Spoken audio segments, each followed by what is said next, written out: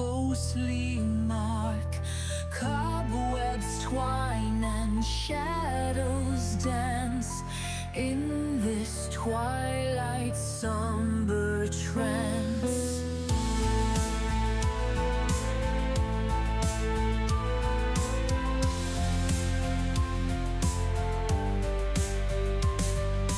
Candles flicker, weary wicks, ancient echoes, time's cruel tricks.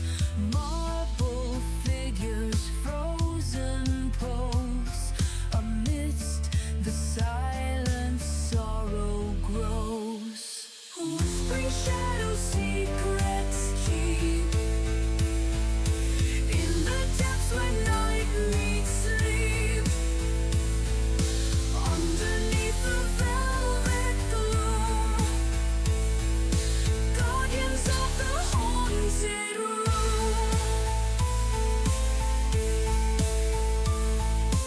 Chandeliers and crystal tears reflect forgotten yesteryears, softly chanting distant cries. Through the arches sorrow sighs. Gargoyles watch with stony gaze, guardians of endless maze. Pipe organ's breath begins to rise, filling air with mournful ties. Whispering shadows, secrets keep in the depths where night meets sleep. Underneath the velvet gloom, guardians of the haunted room.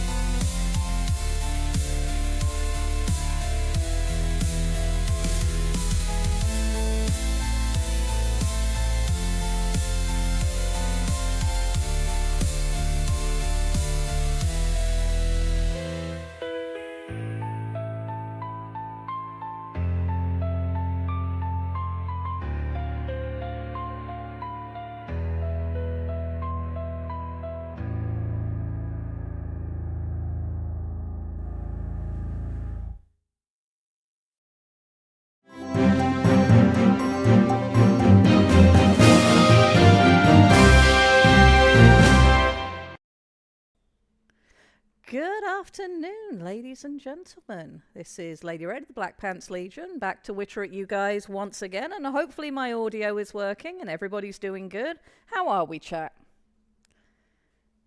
How are we doing? I have already seen people talking about wonderful things I want to discuss this week. So I am looking forward to talking about all of this with all of you. And I kind of shanghaied myself a guest for this week because, as we know, I can't be left unattended. Terrible things happen. So I kind of collared the very wonderful Lictor Imperialis to come and join me. So I'm going to unmute him so he can come say hi. Hi, Lictor. How you doing? Hi, hello, I'm fabulous. Excellent. Enjoying some We cold are weather. short one pup cam. You all right? We are. I'm about to fix that. Boop.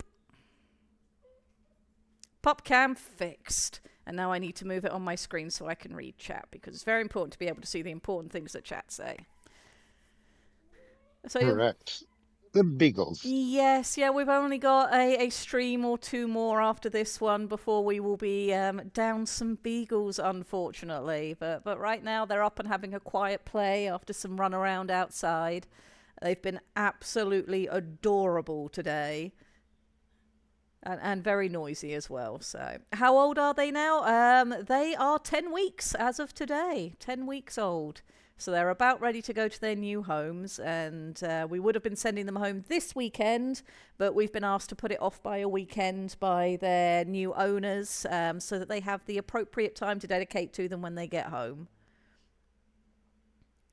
Grimos says, I shared the photos you shared in the Orcs to my sibling and parental unit. Wonderful. Please share the adorables.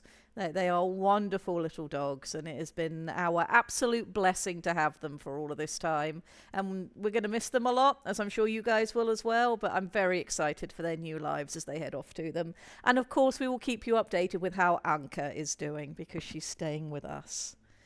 I am going to cry a lot when they go. You are. So Aiden's also here, but he's only sporadically here. He's mostly providing pup cam, which is very kind of him. Yep. Which means I need to adjust to the pup cam because they wandered away. Oh, they're all in the crate. Hello, Digiman. Good to see you too. I'm sure they'll be out of the crate before the end of stream. Yep. They will come and make some noise. PubCam is important, especially for this short time that we've got all of them with us still. So I'm glad I've been able to share this with you guys, and Aiden has as well. They are very much Beeple Beagles, very much been a part of the Legion since Aiden and I joined, and it's lovely to be able to share them. But they are not the only thing we're here to talk about this week. For those of you who are already fans of the late, great Sir Terry Pratchett, you may be aware that we are sort of within the week that's the anniversary of his passing. And I really wanted to talk about his literary works and what they meant to me growing up. Sir Terry Pratchett is probably the single most important factor as to why I'm interested in writing, why we have this stream at all with the nonsense you guys let me witter at you each week. And I stole Lictor because I happen to know he's also a rather large Sir Terry fan. Yes, I am. I really, really got into it. It's one of the very few good writers that in fantasy got translated into my native tongue. So I had the pleasure from a young age before I learned English. That's absolutely wonderful. I know his works have been translated into a lot of different languages, and that does touch on one of the difficulties with the literary world is a lot of things are written in various languages that don't make it either into English or into other languages, and it's so easy to lose a lot of stories. If you don't have access to the language that they're written in. And thankfully, Sir Terry was such a prolific writer with such a consistent level of quality that his work got out there to a lot of different places in a lot of different ways. Do you remember what your first Terry Pratchett book was, Lictor? Yes. I only remember however, I only remember it in Hebrew. Isha Katsir, the Harvestman is the translation. So that would be the Reaper Man. Reaper Man would be the English title. Featuring death, correct? Yes, featuring mostly mort and death, and what it means to be death, and what death means to other people. Probably I would like to sound us off on Terry Pratchett on tackling one of the probably most troubling aspects of mortality and humanity, and giving face to death that sparked the imagination of a generation about who and what death is. Yes. And it's really interesting if you've read through, all of Terry Pratchett's works. When you look at death in the very early books, at no point was death unpersonable. But when he turns up in the first books, he's not nearly the character that he obviously is by the later books. But you can sort of see how death develops, both with Sir Terry's maturity and experience of the world and the things that he wanted to communicate. But you can also see in places where sometimes that fan feedback of how important death is to everybody who's read the books has kind of fed into his personality as those later books went on. For anyone who's in chat who has perhaps not read Sir Terry's works, he's most well known for his Discworld series, and death is an anthropomorphic personification of the concept of death. He turns up to reap the souls of the living as they die and usher them off into whatever the afterlife is. And what's most interesting about death is that he's not a malevolent force. He is a force that is in human structure. He's a skeleton because he's generated from human perception, and thus he is fascinated with humanity. And the afterlife is always depicted as being what the soul expects itself to go to afterwards. So he's not a representation of a specific religion or a specific afterlife. He is a representation of human thought. And as a result, it makes him a very personable character. He's a great character to stand on the outside of the human condition and look at it from a more objective point of view, and also at times from a more compassionate point of view. And there's some quotes, and I think death is going to come up a lot as we witter on today. I mean, We I would must hope remember. Go on, Lictor. Just to interject, I would say that death is very characterized by speaking always in all caps. Yes. Yes. Yes, and a wonderful thing about that is they decided to have Christopher Lee voice him at one point, and his voice is Christopher Lee, who also speaks in all caps. It's wonderful. He's very good at speaking in all caps. Yes. You should have seen the troubles that the Hebrew translators had to go through in a language that does not have all caps So as to try and convey it in writing. As somebody who's not familiar with the written Hebrew language, how do you handle that sort of thing? Are capital letters just a redundant concept with how the written language works? And what did they do to overcome that problem? They don't have capital letters in Hebrew at all, but you can do the following: increase font type by two levels and make everything 3 times as bold. Wonderful. So they bolded it and made Fair. it bigger, which has the same effect. That's wonderful.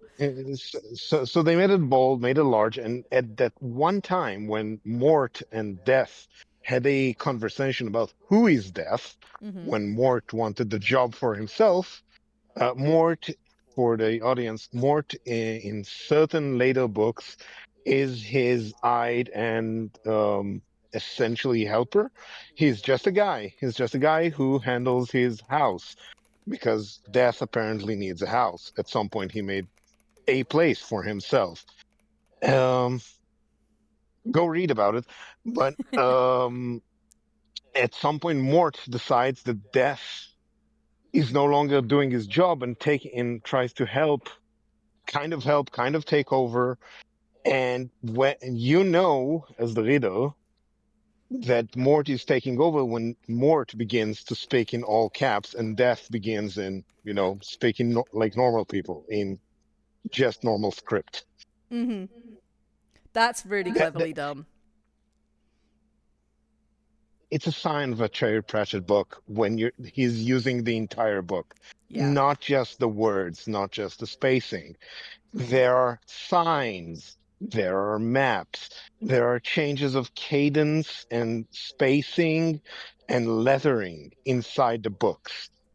It's a level of freedom of how to use a book to convey a message that really inspires, at least for me. Yeah. So what we're talking about there is the technicality of writing rather than the characterization of writing.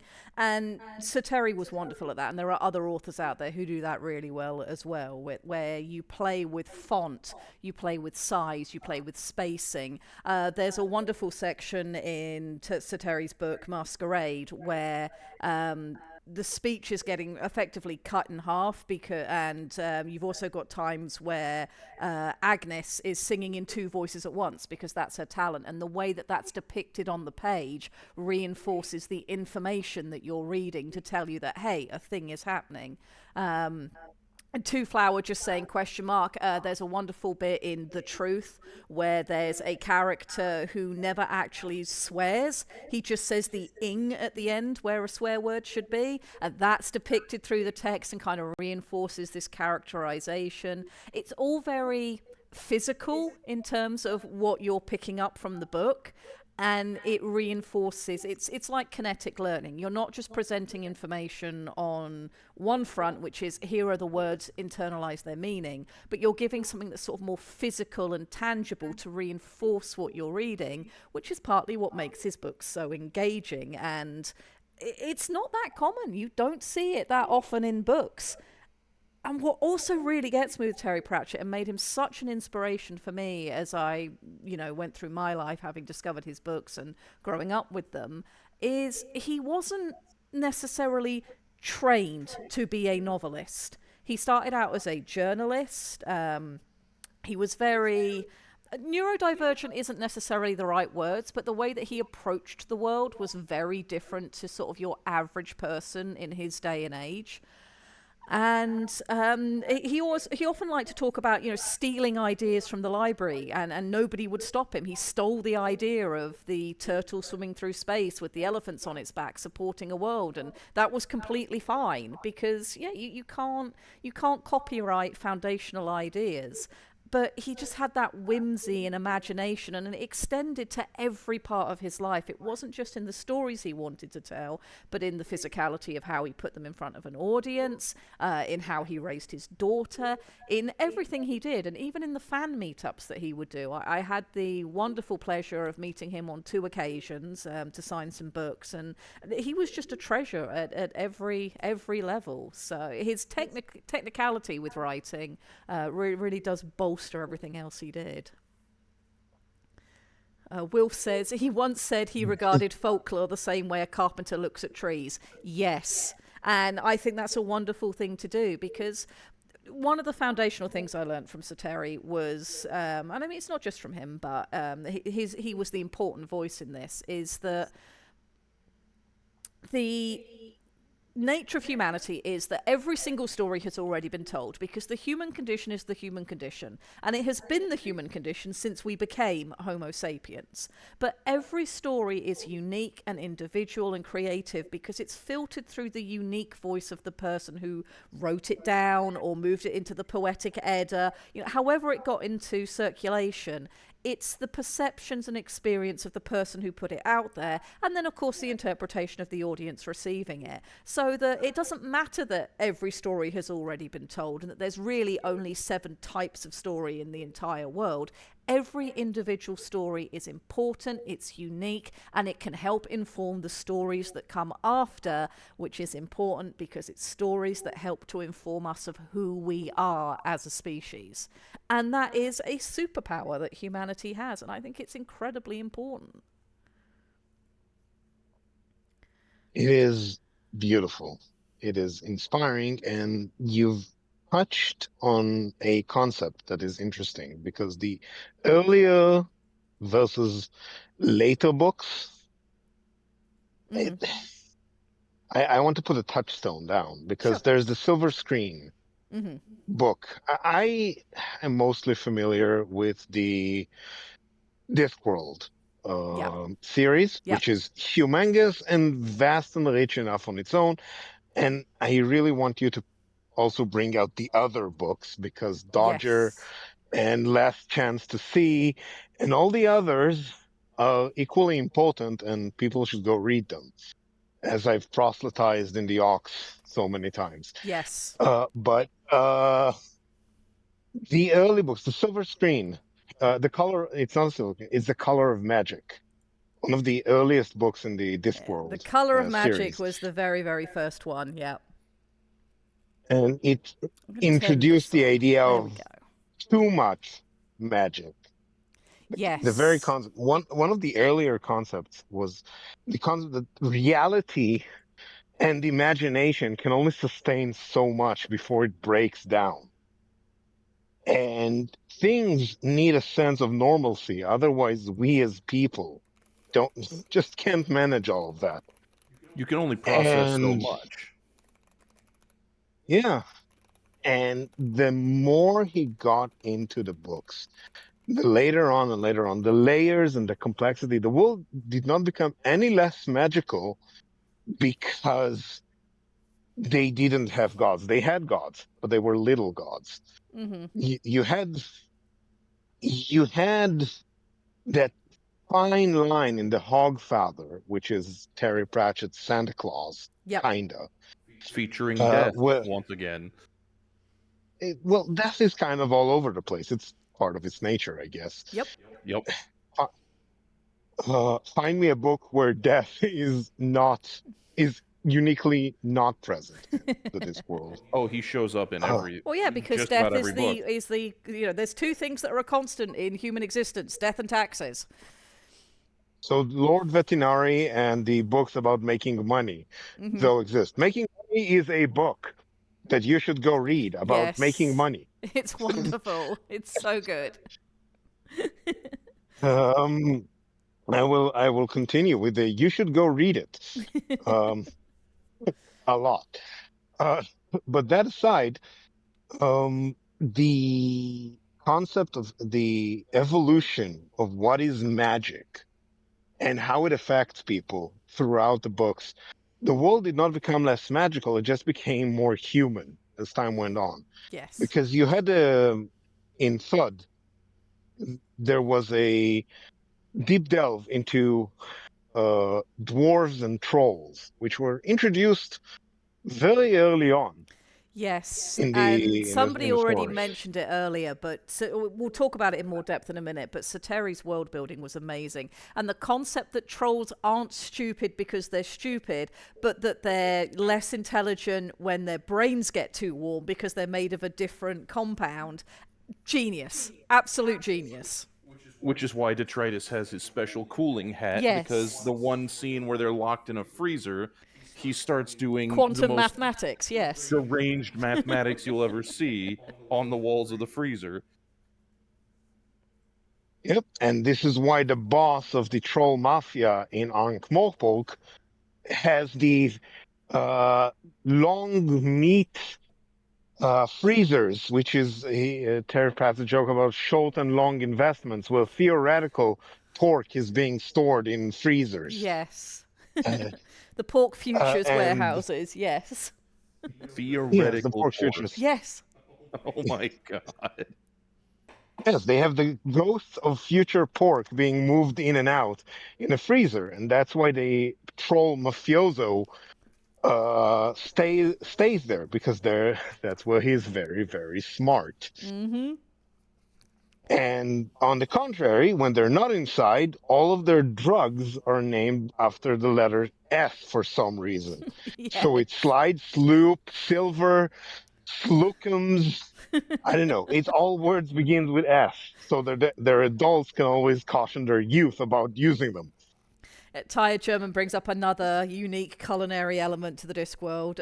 Wine that gives you a hangover the day before because it's made from a very strange kind of time anomaly grape. That's trippy. Yes, there are some wonderful books. I mean, Clatchian coffee getting you the opposite of drunk, Nerd. which is Yes, it gets you so nerd instead. entirely traumatic. It gets you far too sober.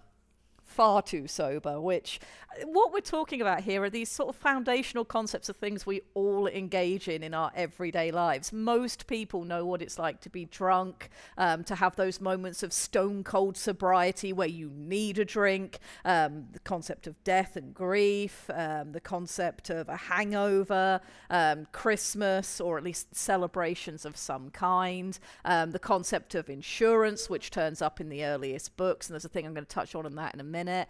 The concept of magic, even if it's not necessarily something that happens in the real world, it's that sort of whimsy is a very human thing and worth discussing. The concept of policemen gets discussed. The concept of movies gets discussed. Different religions and faiths and how that's built up. The concept of fairies and how they work. Foreign cultures and how you deal with them. There's just so many different things. Don't forget that the first time, the first space mission in Yes. Discworld is a bathysphere dive to check out the sex of the turtle. Yes. The world rides on Atuan, I think Yeah, its Atuin, the name is. great Atuin. Yes. The Great Atuan. And the space mission is to go off the disk and check what's down there And then there's a because later people space are mission where so you have the curious. world's oldest barbarian who goes off on a space mission as well. Yeah, so you got all of that. And of Oh, course, and the postal service, the concept of a postal service becomes the basis for an entire book. It's great. Oh, I mean, And yeah, I can see quotes coming up in chat. We're going to talk about some quotes in a minute, but I'm going to briefly talk about the Discworld series as a whole and how Sir Terry sort of went through human nature as he built it. And I think it also gives you sort of the progression of the man as he went through his life. I also want to talk about some of his non-Discworld books today, and there's a whole lot of other stuff. And the good news is we can go long today because unfortunately Tex and Depp are having a week off to recover. They're a little bit under the weather and then taking some them time, which is important. So that means I've got a whole load of extra time I can mess with. So we can take our time on this. So for people who don't I'm know, off shift. the Discworld series started with The Colour of Magic and The Light Fantastic, which are a duology sort of following the same story through. Yes, there will be more PupCam as a result.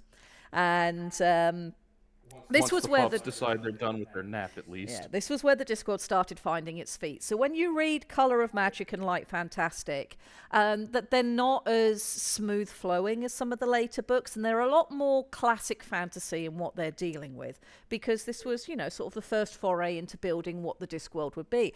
But not technically the first Discworld books. If anybody is familiar with it, there is a book out there Sir Terry wrote called Strata, which is a sci-fi novel. And it is this one. Yes, it features the proto-Discworld, where this idea was just starting to kick around in his head. So Strata is a book about late-stage human civilization, where humans have not only managed to move into space, but have mastered terraforming. They make planets, and the company makes planets. The reason they do it, though, is rather interesting. It's not just making bespoke planets for rich people or anything like that. They go out and they make habitable planets because humanity needs to expand and be hammered on 1 billion different anvils so that humanity can continue. Because a terrible event happened on Earth where all of humanity became too similar, because when an Eskimo learns to use a computer, that doesn't mean that somebody who works an office job bothers to learn how to do ice hole seal fishing. So you ended up with a very homogenized human race with very similar skills, and they eventually had effectively psychic mind quakes, where everybody was too similar. The mental variety among humanity became a debilitating illness because there wasn't any variety. So the company started making planets in space, and that people would, go off and colonize these different planets. Humanity would be hammered on 1 billion different anvils and become a very varied species across the universe to ensure that we survived. That's not what the story's about, though. That's just the sort of foundational. This is why That's this. just the setting. Yeah, that's just why this story works. Is that's what it's set in. The actual story. And then wait, and then people wonder why, when we're making Shoal, we're debating astrophysics. Well, that's why. Yes. Start with a strong foundation and your story will hold up at the very end, because people can hammer away at the foundations and they're strong. So the story follows company woman Kin Arad, and effectively the story she's involved in is a guy turns up and tells her that there is a flat planet out there, which doesn't make any sense. It can't possibly exist. So they go off to investigate it, and it gives them some insights into how this universe works. I really don't want to break the thing that's going on with Strata, because I do recommend people read it. It's a very interesting book. If you like Discworld, it's really interesting to read where it came from. But Kin Arad goes off to investigate this flat planet, and it is the proto-Discworld. But unlike Discworld, which has its own unique world building and geography, the flat Discworld that they go to in Strata is much closer to the one that Sir Terry stole from the library, which is the world, our world as we know it, but it's flat. And this would be during the time of Eric the Red, historical wise, and with what people expect to be on the planet. It's just flat. So all those old flat maps, it's that. And the story is all around, why this flat world exists. It's in some trouble, and what they're going to do about it, and what that says about the greater universe. And it's got a wonderful moral at the end of the story. So that was technically the first Discworld novel, because you can see him playing with ideas there, because for all it's a sci-fi setting, magical things happen on the flat world that they go to. Very much so. But it turns out that they're not actual magic. There's stuff going on behind the scenes, and that's what you follow through with the story. So you've got these sort of proto-ideas that then come out in The Colour of Magic and The Light Fantastic, where Sateri went, no, I'm going to write pure fantasy. Things are going to be magical. I'm going to have my own world with its own geography, to the point, by the way, where I have the atlas for the entire Discworld on my shelf, and all of the regions are detailed in even more detail than we're going into for Shoal, which is just fantastic, and I will definitely be using it to help inform the final version of the Shoal supplement when we make it. So he went through Now that. we're going to have to get ourselves. Now we're going to have ourselves a counterweight continent, and just one spot, one spot named Withersheens, because it's a silly word and we need it somewhere. It is a wonderful word. So you start out with this very fantasy stuff. It's to do with, a foreigner coming over and the adventures they get into. There's classic. There's the Conan the Barbarian equivalent, except he's old. Yep, Cohen the Barbarian, who's Conan but old and very cynical and very good at his job. You then moved into Equal Rights, which was sort of looking at, and considering the time when this was being written was very interesting, looking at the difference between wizards and witches, male magic, female magic, going into the concepts Lictor was talking about earlier of the concept of too much magic, and the limitation does not remove magic, it just makes it more human in some ways. And I've said before with various artistic things that limitation is a wonderful tool. When you give people the entire sandbox to play with, it can be very overwhelming and it doesn't force you to be creative. Whereas if you restrict people with, you have to work within these rules, what can you do with them? Human cunning will surprise you every time. We then moved into I will point out Dwarf Fortress. Yes. Moving on. Dwarf Fortress, You have dwarves. Space Station 14. I mean, barotrauma to a certain degree. You give people limits and then just see what they do with them to either break them or overcome them or use them in unique ways. Limitation is a wonderful tool for creativity. We then had Mort, which is a book Lictor was talking about earlier, where death gets an apprentice and it starts looking into the concept of death. Then we went sort of back to magic for a bit with sorcery and Weird Sisters, with Weird Sisters deciding to tackle the entirety of the concept of Shakespeare and what's been going on there, and really hammering into the magic series. And I feel like it's around about Weird Sisters that Discworld truly found its feet, and I think I know why. Weird Sisters has something very, very important in it, and that is the author's self-insert. Now, we've seen her already because, yes, Sateri's self-insert, and I don't think he ever thought of her directly as this is me, but in the Discworld, but she is the vehicle for a lot of his real-world thoughts, at least from my perception. I could be wrong. I obviously can't speak for a man who isn't here to speak for himself, but it's my perception.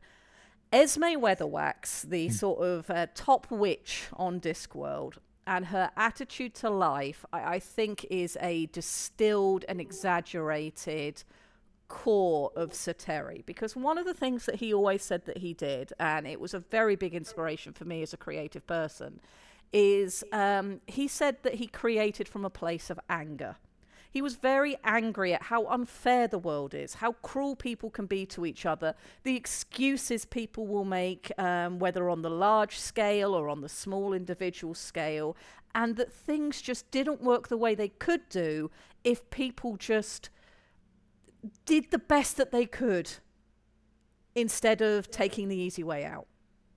Well, no, there is no top witch, but she sort of, Granny Weatherwax comes up a lot. I'm talking on a sort of more outside perspective than, of course, Granny Weatherwax would not stand for that, but she turns up a lot. She is a very powerful witch, and part of that power is knowing that using any powers that you have is something that should be extremely well considered and extremely thoughtfully applied. Not doing something can be as powerful as doing something. So I do Remember, think go on. headology will get you much further than any lightning bolt. Yeah, which is the magic of understanding humans. And most of the time that's what you have to deal with is human nature. So if you can get into headology, if you can understand how people's heads work and use that to your advantage, then great things will happen. So I do feel like Granny Weatherwax has a lot of that sort of distilled Terry Pratchettness in her. There's things in the world. There's a lot of unfairness that she deals with, but she's very human at her core, despite how she might present herself at times. She wants people to have what's best for them, and understands that sometimes what's best for you isn't necessarily the thing that you want to hear, or that you want to do, or that you want to go through, but you need to. And there are some wonderful, wonderful moments with her. And we really sort of see her and Nanny Og and Magrat, the younger witch, really come into their own in Weird Sisters. And I feel like that's just where the series really found its feet. And as a result, I think that's what allowed Sir Terry to do what I think of as his one-shot books in the Discworld series. The first of which was Pyramids, which decided to just tackle Egyptology, which I imagine is just because Terry was interested in it at the time. And it's a brilliant book. And it's also why you will sometimes see people spelling Sir Terry's name with a P in front of it, because the P is silent. Yes. So you have the character Tepic, who has a P in front of it, so it's sort of Tepic. And it's a wonderful book, and it tackles the concept of immortality very interestingly in Pyramids. And then we moved into the Night Watch series, which is where I think another one of the most popular characters turns up, which is Samuel Vimes. Samuel Vimes, the captain of the Night Watch. And he has such a human story. By all means, go ahead, Lictor. Samuel Vimes is quite obviously my favorite character. Oh, he's my favorite too. That is because I've grown on the ethos that Samuel Vimes epitomize of a sense of stupid duty to people you don't necessarily like, and grow to care about, and sometimes lead, sometimes cajole, sometimes just hang out with, and try to keep the world sane when everyone are dead adamant on making everything complicated and insane. Yes. So I'm just going to make the observation that coming from having been in a military background, I'm pretty sure I can make the observation that anybody who has been in the military, regardless of nationality, long enough, will be able to say that they have met the rogues gallery that is the Night Watch in human form at some point. Everybody's met a Roughly, nubby. roughly an hour and a half ago. We are very lucky to have I don't Lictor with us today. He's technically working right now. very technically. In the Night Watch technicality, I just handed someone a bell that was 3 times the weight it should have, because they're the new guys and they need to go through their hazing. Yep. Everybody's met a Nobby Knobs. Everybody's met a Sergeant Colon. Like, all of these characters, if you've been in the service for long enough, you will have encountered them. And if you're lucky enough, you'll encounter Carrot, or you'll encounter Sergeant Littlebottom.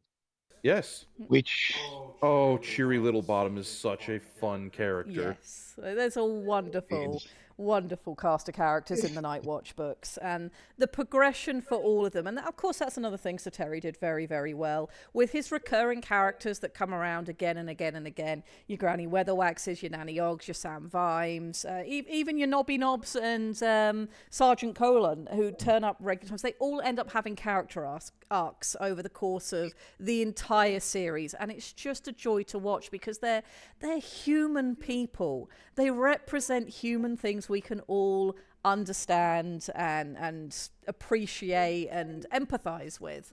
So they're wonderful books to tell you how to be human, and that carried on through all of them. I'm just going to pick out a few more from the list that he had, just from what I've got in front of me. Interesting Times was a really interesting book that basically went, what if China but Discworld? Anything that involved the Fae, like Masquerade and some of the other later books, including the Tiffany Aching series, which was written for a slightly younger audience, but is incredibly insightful, especially about how younger people approach the world. Those are always interesting. Most people will know about Hogfather because they made an excellent movie of it. The concepts that get explored in that are great. One of my favorite books is Jingo, because the concept of looking at war through that lens, I found very important. War, patriotism, national fervor all get covered. Yes, yeah. And he's covered war quite a few Monstrous, times through his books. And Monstrous Monstrous Regiment. Yep. Yep.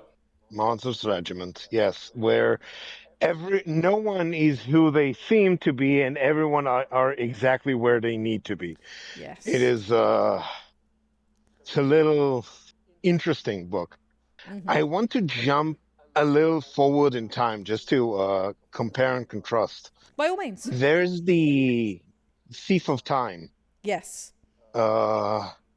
which is one of the later Yes, it came out works, after Jingo, but before Monstrous Regiment. and and that book is essentially a heist movie Yes. in reverse, Yes. but also sideways. But also And sideways. yes, because time it's a complicated thing to encapsulate, break, and bring back all together within the first few sections on the book, and then everything goes sideways. And yeah, it's complicated. Always beware an old man with a broom. Yes. Or something like that. Yes. I mean, that's like always beware the old Chinese lady with a slipper. I've seen Kung Fu Hustle. It's literally that concept, but in the Discworld. And the little Excellent. old man Yes. with the broom, he also keeps bonsai mountains on his desk. Takes Bonsai what? mountains. Mountains. Yes, he is the most senior time agent in the We Are Totally Not Shambhala monastery that trains the guys who can slice through time in order to rearrange and reattach time fluctuations, because how else can you keep the Discworld in order? You And the have a bunch of things from guys the who- next dimension out. Yes, well- that's fair. That sounds I mean, entirely too reasonable. you need an agency of people to go and attach and reattach time, and keep things kind of orderly, kinda. Yeah. Well, anyway, so time is broken, as is its due, and you need to figure that stuff out. And there's a whole book about it, about what time is to people and why spending it wisely is the only thing that really matters, because time is precious. And That's a really nice segue into something I desperately wanted to talk about this week that I think is really, really important and is part of why remembering Sateri and his works I think is very worthwhile, even with people who've already read them. Time is precious. It is incredibly precious. And one of the sort of key things that you see throughout a lot of Sateri's works and a lot of other books that are really enjoyable and really stick with people is that sort of foundational understanding that at the end of the day, everybody who's here listening to me witter on today, none of us consented to be alive. That's not how it works. But yet every single one of us was born. We breathe in and out, and we're here and we're existing. And it's very easy to exist, but it's not always easy to live. There is a big difference between them.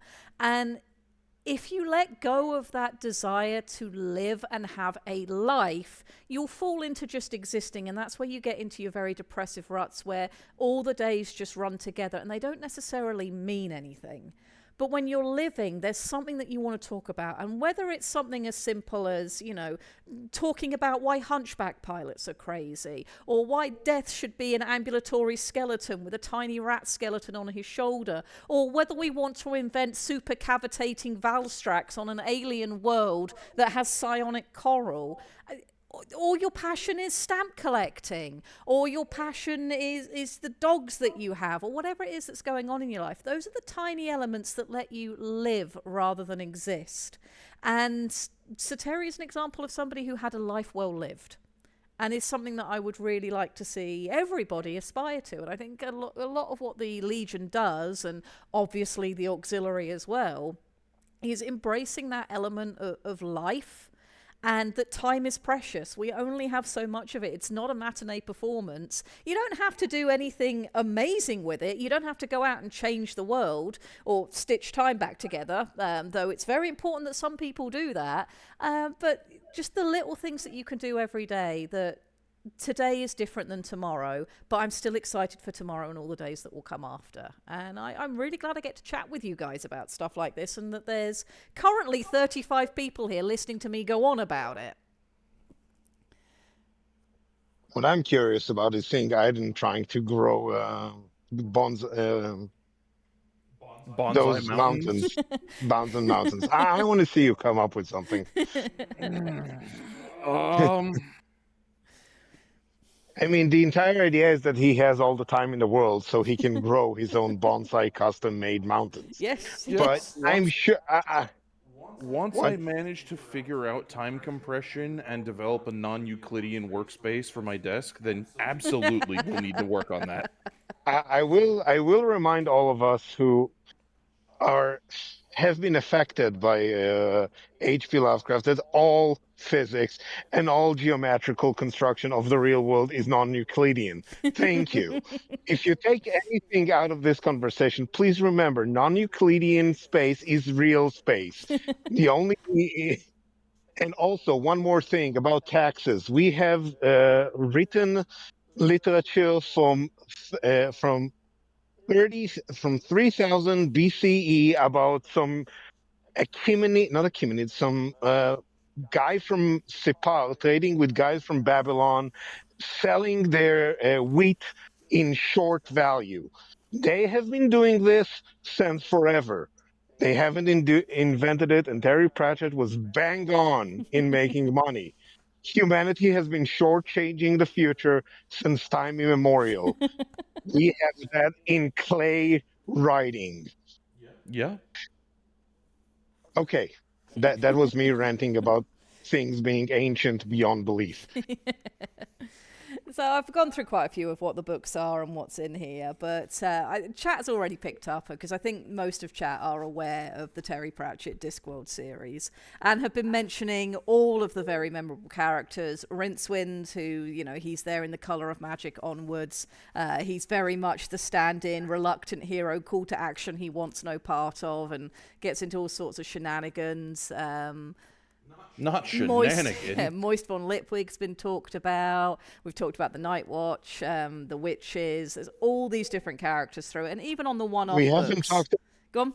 We haven't talked about Lord Vetinari. Lord Vetinari, who runs a city in the most practical way imaginable, which is by legalizing crime and demanding tariffs.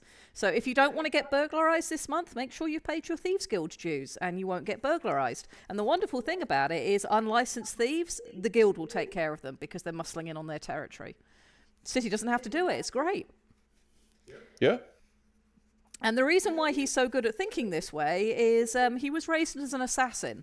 And now, like Granny Weatherwax, studiously avoids having to actually assassinate people because that causes far too much paperwork.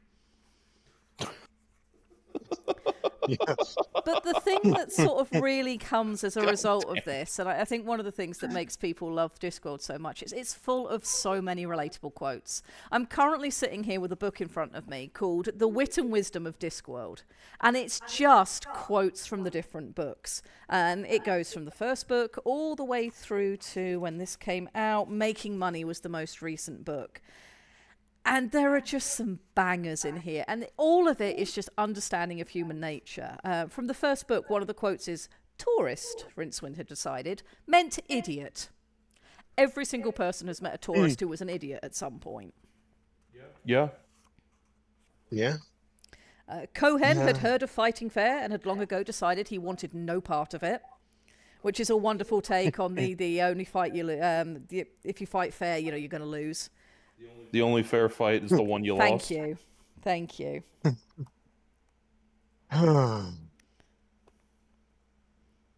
There is, what would it be? I think that the one that was made into a Banger's tiny webcomic is about Death giving a little girl a sword. Yep. Yes, that's a very famous Hogfather moment where he's playing Santa Claus, and because he doesn't fully understand human nature and commercialism and how things are supposed to work, Death is having children sit on his knee and ask for things, and he's actually giving them what they want. So a little girl asks for a sword, and of course the mum starts freaking out because it's a real sword. Not just a sword. She wants a castle and soldiers. Yes, and everything. but he can only manage a sword at the time. Yeah, he gives her a model castle. He does give her a model castle, but he gives her a real sword. The mum's like, she'll hurt herself with that. And Death's like, yeah, that'll be a valuable lesson. It's what it's for. It's educational. I think I actually have that particular comic saved if you want to put it up where people can see it. Yeah, we can do that if you want to send it across to me. Let me see. Yep, there it is. Give me one moment. I do not know the artist to give credit to. I think their signature's on the bottom right. It is. Yeah. It is. I will throw it up in a minute. We've got other wonderful quotes like, my mother died when I was young. She went for a moonlight swim in what turned out to be a crocodile. Which is how good jokes are told, is subverting what you expect. The old king told me once that the gods gave people a sense of humour to make up for giving them sex.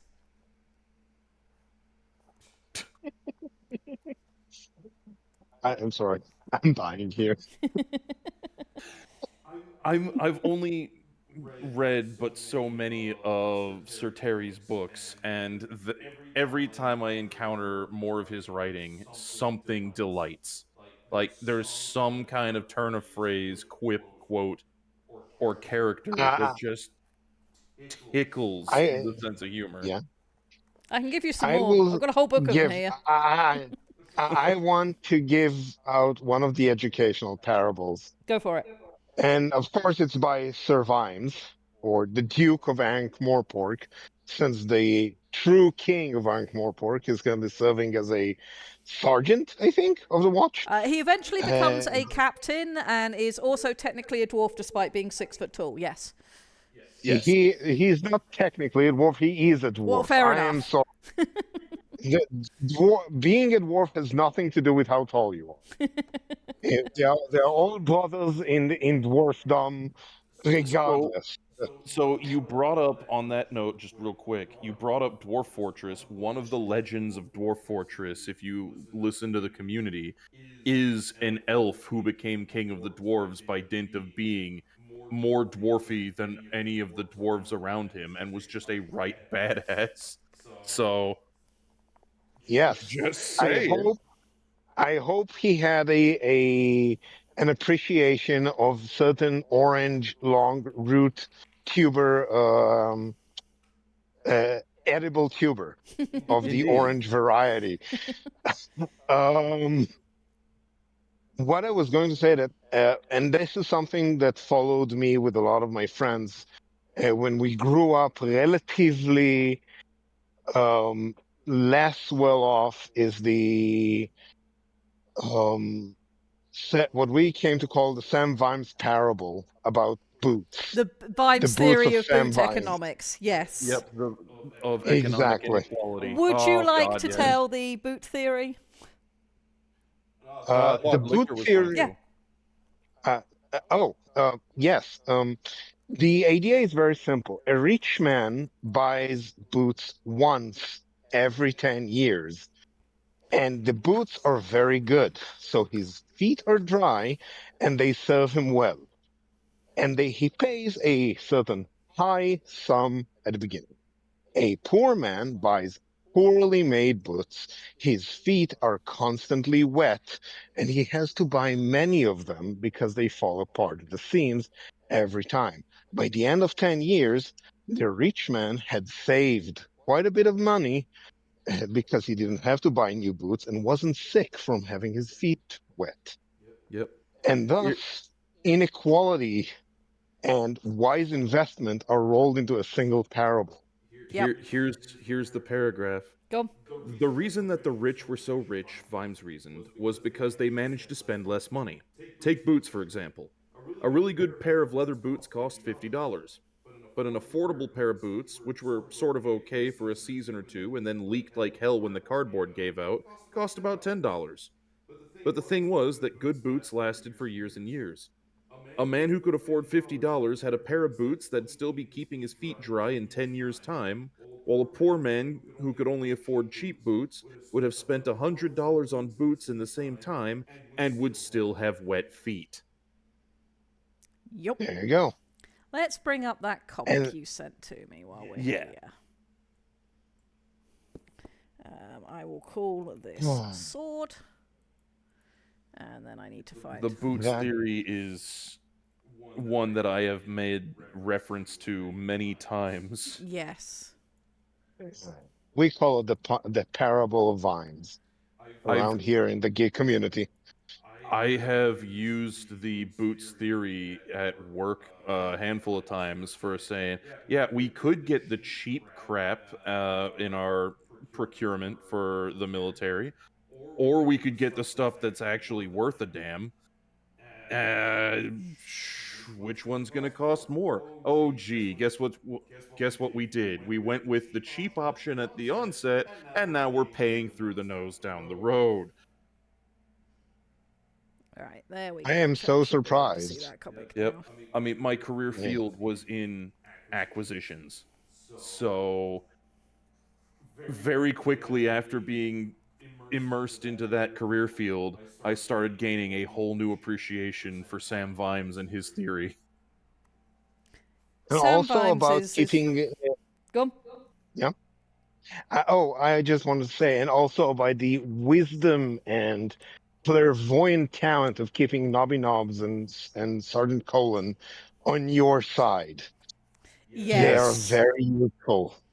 It goes back to what I said. Every service member has met a Sergeant Colon or Nobby Knobs, and the smart ones keep them in mind because you never know when the lazy dirtbag is actually going to be useful. Nobby Knobs Seidel can get you into and out of so many problems. Yes, including really confusing people in foreign lands who aren't sure what gender Nobby Knobs is. The good news is, though, that nobody's really sure what gender Nobby Knobs is because he's barely even human, but he has a piece of paper that proves that he is. Yes, yes. Would we like Look, a few more quotes? Yes, please. I've got a very good one here. Inside every old person is a young person wondering what happened. Yeah. I will not cry. I will not cry. Just, yeah. Not a muscle moved on Death's face because he hadn't got any. That is true. Very simple. Actually true. Thin. It's sometimes the simple ones that just send you, isn't it? That sounds like something that you see a teacher post that the 10-year-old in their class wrote. Like you just see on a little bit of notebook paper that was part of their writing assignment. And you're like, no, the kid's got a point.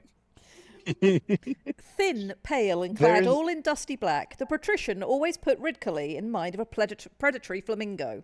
If you could find a flamingo that was black and had the patience of a rock. There is one quote I want to find somewhere. I don't know in which book it was. It was one of the Invisible University ones about the chancellor complaining about having students in his university. Yep. The chancellor is a character, like any other character, and of course, we had. Oh wait, The when asked about running the Invisible University, which is the University of Magic in the It's wizard Ankh-Morport. school. It is, where they invented the world's first computer that throws a tantrum if you remove the mouse and the cheese from it. Of course, and if the RAM runs away, it runs out of RAM. Yes. And it, yes, yes, it's a computer, all right. Of course it is. Yes. And,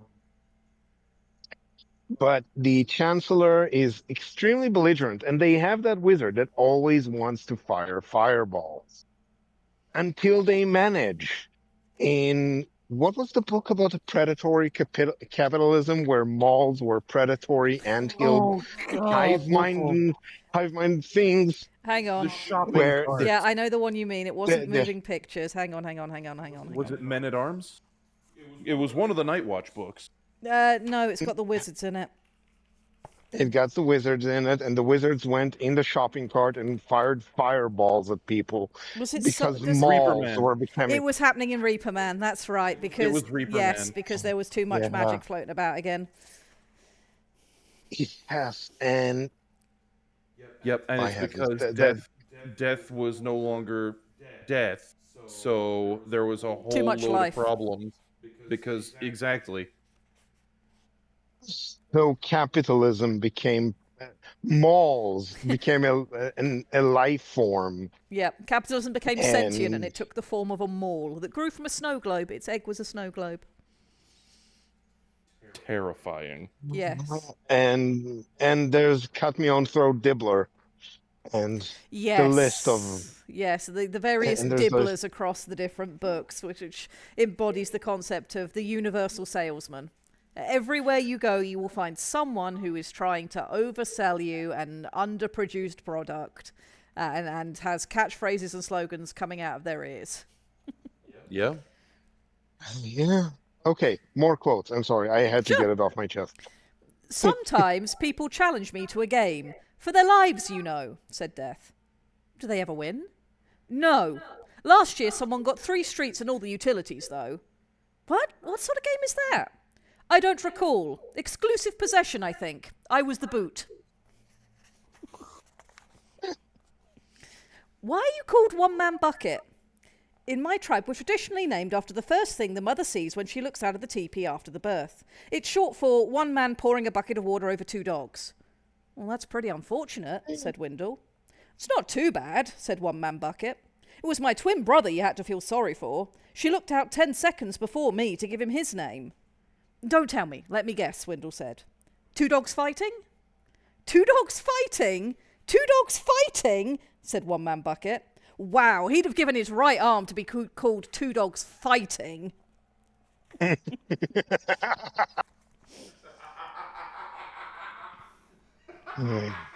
Knowing how stories work is almost all of the battle. For example, when an obvious innocent sits down with 3 experienced card sharpers and says, "How do you play this game then?" someone is about to be shaken down until their teeth fall out. Let's see.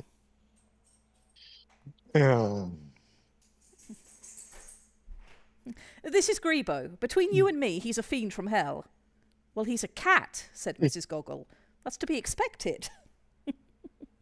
The lawyers of fate demand a loophole is one of my favorites. Yes. Whenever the chances are 1,000,000 to 1, it's no chance at all. Yeah, but 1,000,001 chances turn up 9 times out of 10. So, just keep trying. It's fine. Yep.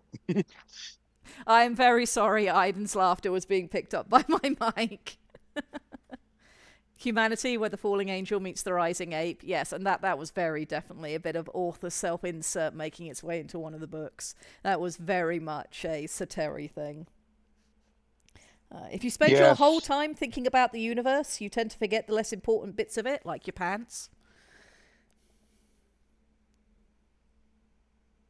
Lord Grimos, the god of hangovers. I found a good one that's very relevant to writing. Words are the litmus paper of the mind. If you find yourself in the presence or power of someone who will use the word commence in cold blood, go somewhere else very, very quickly. But if they say enter, do not stop to pack. Right, lords and ladies, if I can find the right quote here, there's a wonderful quote that I think really encapsulates just how Sateri viewed fantasy and sort of taking it apart and rearranging its pieces in interesting ways. Let me see if I can find it.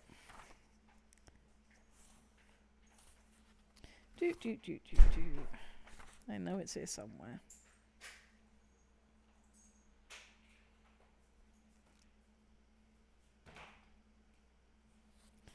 Must be in this book. I refuse to believe it's not.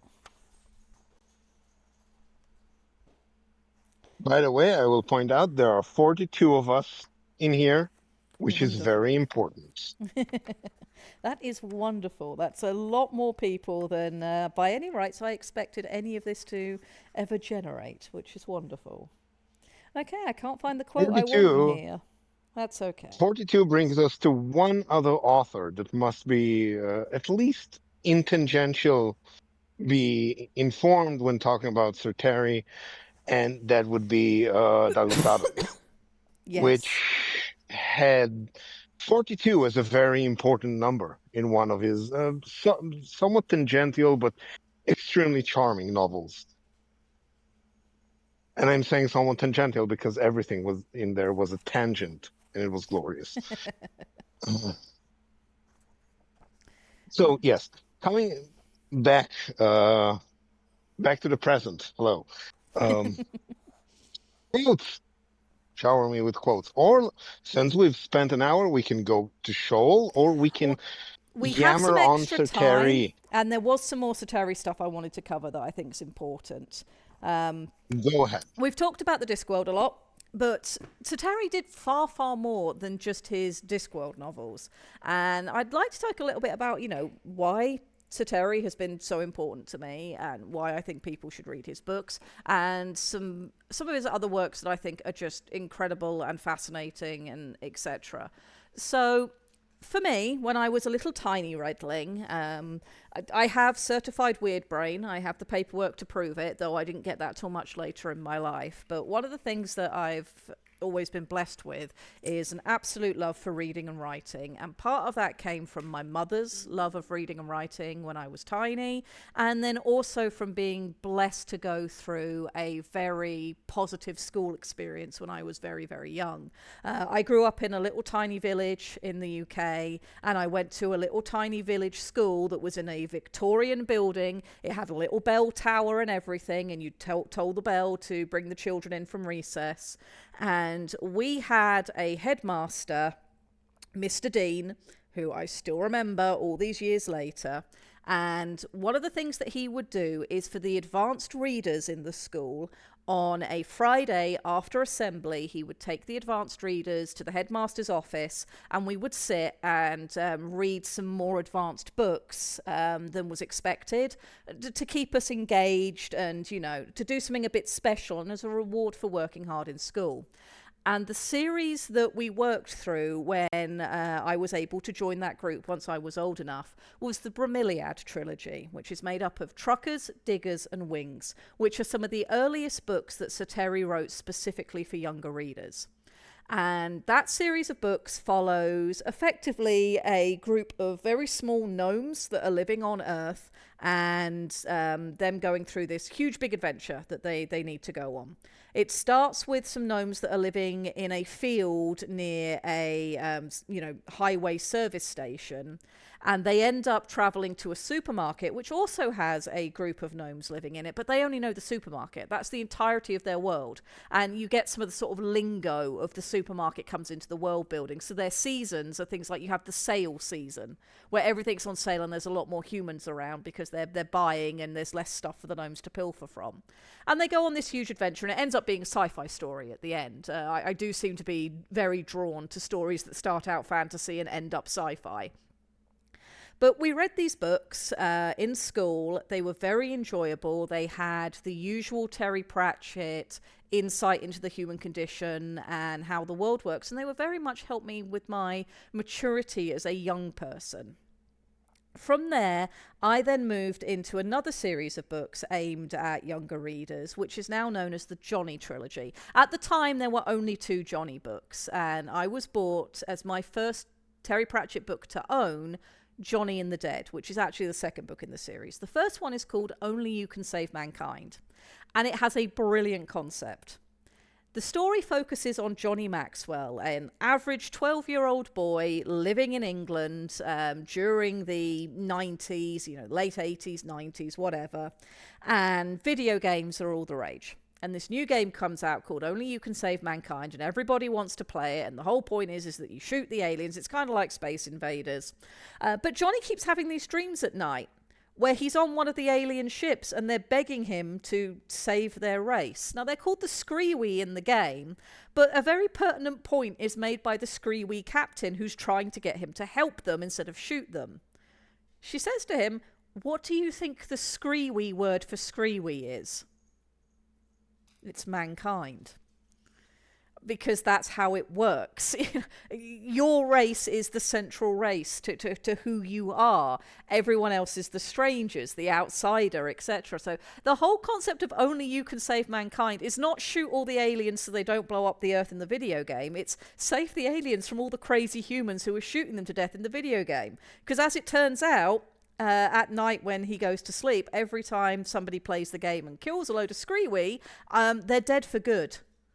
It's new Screewee that gets seen on the next boot of the game, etc., etc., and they're worried that they're going to go extinct, which is really sort of 3D thinking, 4D thinking about a video game and letting a video game be its own universe. So Johnny gets enlisted and he manages to get somebody else to come and help him to try and get the Screewee to safety by teaching them new tactics and understanding the human condition to deal with it. And of course, they're safe once they pass a certain very important thing in the video game world that we're all very familiar with.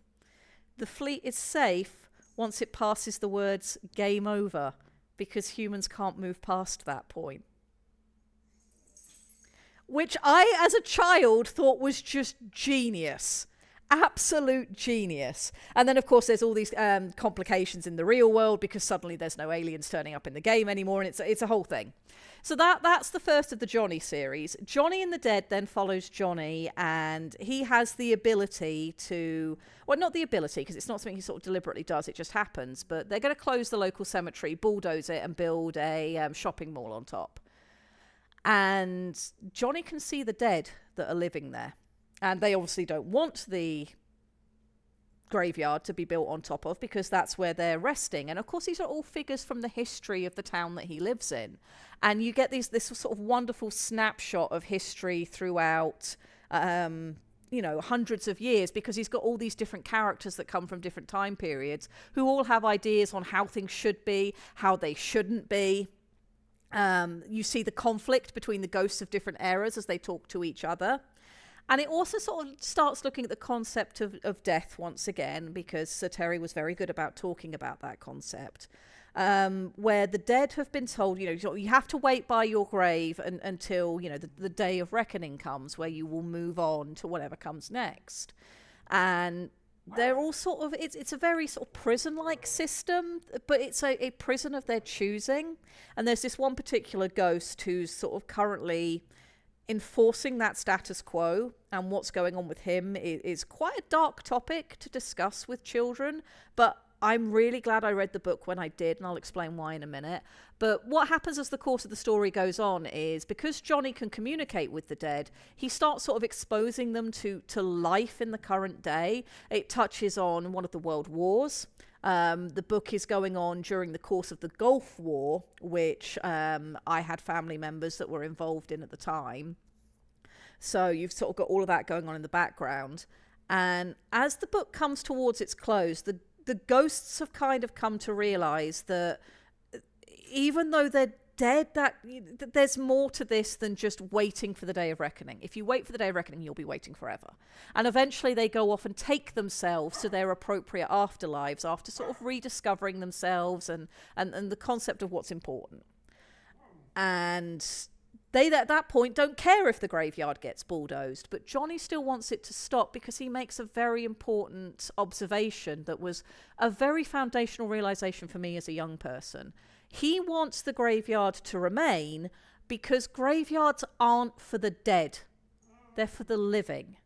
There's something that we need because it's important that we remember who came before us, that we have a quiet place potentially in our world to go and have that quiet time where there's just this sort of automatic human respect people tend to show around graveyards.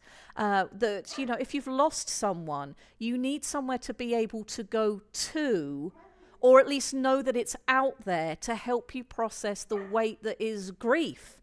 To have that connection. Those are all living things. And we need that space to, again, inform us of how to be human. Graveyards are very, very important because death is something that we will all experience and then eventually go through ourselves. So it's, you know, a very heavy topic, and the ghost that's sort of holding all of the other ghosts back and trying to keep this very uninformed, not really sure what's going on, status quo of, no, you must wait at your grave forever until you're told that you can pass on. What's going on with him that you find out is he committed suicide. And what's keeping him chained to that place is not having processed his own trauma and misery, and he's been projecting it onto the people around him. And you then see some of Johnny's compassion for this spirit in what he tries to do for him. So, considering this is a book aimed at people around 12 years old, these were some really heavy topics. Yes, the graveyard book, Johnny and the Dead. And for me, it ended up being very important because, unfortunately, I did have a family member who returned from the Gulf War and did not cope with the results of that, and he passed away. And, you know, in a very similar way, and looking at these things. And it really sort of helped me to be able to process the concept of death and grief and what was important during what was a difficult time for me in my life. And then after that, they released Johnny and the Bomb, which deals with the Second World War and community, and is also very, very good. And it has a lot of time travel in it, and also takes the mick out of fast food restaurants to quite an extensive degree. It's really, really good. So that was the Johnny trilogy that sort of, you know, really cemented me in wanting to read Terry Pratchett books, and then I moved over to the Discworld proper. But he has done some other books that I really want to recommend to people. One of my... I will just jump in and say, I will reiterate, you should go read them. Yes. Yes. Yes. I may have said that before. If you read no other Terry Pratchett book, however, and you only ever pick up one and you want a very sort of quintessential standalone experience, the book I'd recommend is probably not one a lot of other people would recommend. The book I would recommend is a book called Nation. Nation is again aimed at a slightly younger audience. What was the old lady in Johnny and the Bomb called? Mrs. Tachyon. That is exactly what she was called, Wilf. Mrs. Tachyon, the crazy bag lady, and she's wonderful. You always know she's around because you'll hear a shopping trolley cart squeaking behind you before it runs over your ankles. The Bromeliad trilogy is highly underrated because it's aimed at younger readers. Yes, and it's fantastic. Truckers, Diggers and Wings, well worth the read. But if you're going to do just one ever, my favourite is Nation.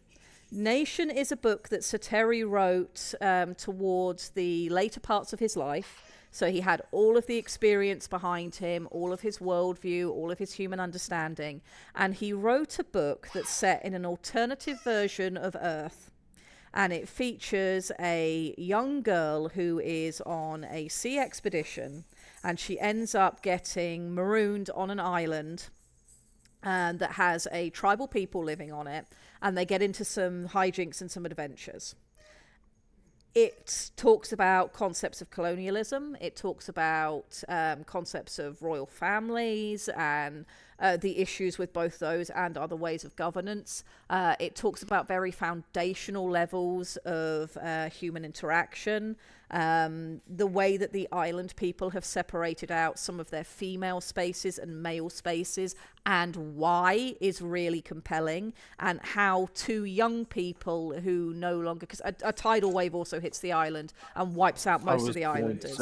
So you've got a young island boy and a young colonial era girl on this island trying to put their world back together when they're both completely, out of sorts. They can't really communicate with each other to start with. And how they come to an understanding of the world and how to move forward is very engaging, very human. And they go from dealing with very basic concepts of how am I going to eat today, up to some quite complex concepts, including at one point the girl demanding to have a jury trial because she's had to kill somebody and she feels terribly guilty about it. And the way that she knows to process what has happened is through a legal system, because that's the culture she's grown up in. So she has to explain the concept of a jury and a trial to an island people that's never done things that way and who think she did exactly the right thing. But she doesn't feel better until they've gone through this sort of ritual. It's a civilized, and I'm putting this in big inverted commas, civilized, way of dealing with something. And it's not until she's gone through that civilized ritual that she's able to process, what's gone on and move forwards. There's some really wonderful human interactions throughout the entire story. Death shows up in Nation as well, though not in the form that you'd know him from Discworld. He shows up as an island god known as Lokaiha or something, I think he's called. The name escapes me at the minute. Something like that. And I wouldn't say he's malevolent, but he's a much more questioning, pressureful god of death than the death in the Discworld, and brings up some different questions, and the answers that the characters come to them are the important part. He's a neutrally aligned antagonist, I would say, because he is an adversarial presence, but not a malevolent one. Yes. And considering a large portion, especially of the early story, is literally rebuilding from the complete devastation of society and total isolation, because the book starts with the tidal wave, and the main character is the male protagonist lead is entirely alone for at least a brief time, and trying to figure out what the hell to do when he thinks he is the only human left. Yes, it's a very powerful book, despite being aimed again at a slightly younger audience. Wilf says, I like the last line of the notes from the end of Nation. Thinking, this book contains some. Feel free to try it at home. Yes, it's a very thoughtful book. I really enjoy Nation. It's great. Another book that I think should absolutely be touched on as well before we move on to Shoal stuff today. There's a book called Carpet People, which I want to read to my book club at some point, so I'm going to try not to give too many spoilers. And Aiden is just going to squeak away at us in the corner with Saris. Sorry. Saris has demanded playtime, and the babies are still sleeping. Maybe we could use a toy that doesn't squeak. She refuses. Okay. I've tried. Carpet People is really interesting because it has two authors and both of them are Sir Terry Pratchett. The original Carpet People was written when he was 17 and just getting interested in this sort of thing. And at the time he thought that, fantasy was all about kings and great battles, and that was the focus. He then rewrote and edited the book when he was aged 43 or 47 and had a much bigger, broader and in-depth understanding of the world, all of those years behind him and an understanding of human nature. And he went back through and he edited his original story and tweaked it and changed it so that while all of the elements that were in his original book are still there, the context of them is very different and much more meaningful. And it's a really interesting book as a result. It's another book where he's taking very mundane things and making them fantastical. Just like with the Bromeliad trilogy, where you're following gnomes in a supermarket and a quarry and all the things that they get up to in these very sort of normal environments to us. Carpet People follows the concept of tiny people who live in your carpet. And for them, that's their entire world. The grand city of Ware, that is like the central city that everybody goes to, is the size of a standard full stop in print. That's how big it is, and this is their biggest city. They have the varnish mines of chair a leg. where they have a people that strips the varnish off of the chair leg, and that goes out to make the coinage around the realm. The force of nature that everybody's scared of is called Frey. And when you read it, because it's all based on dramatic irony, as a reader, you soon come to realize that what he's talking about is it's a vacuum cleaner.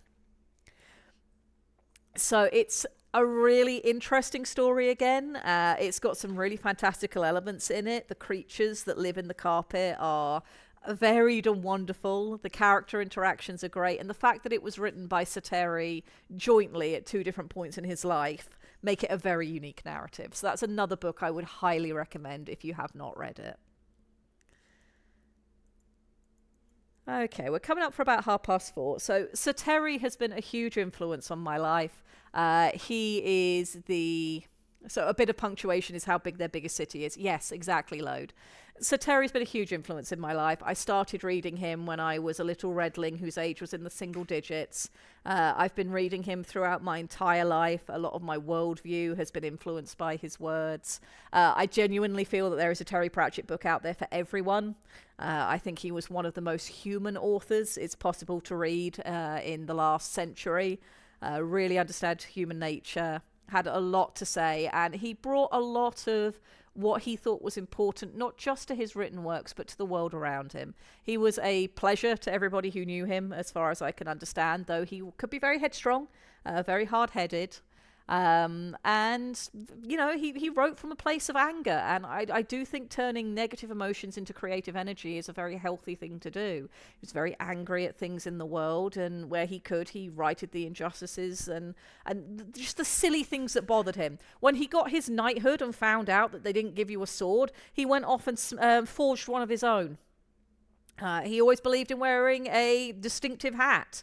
One of the things when he got given an honorary position at a university was demanding to know if the role came with a ridiculous hat. They made a ridiculous hat for that role just for him.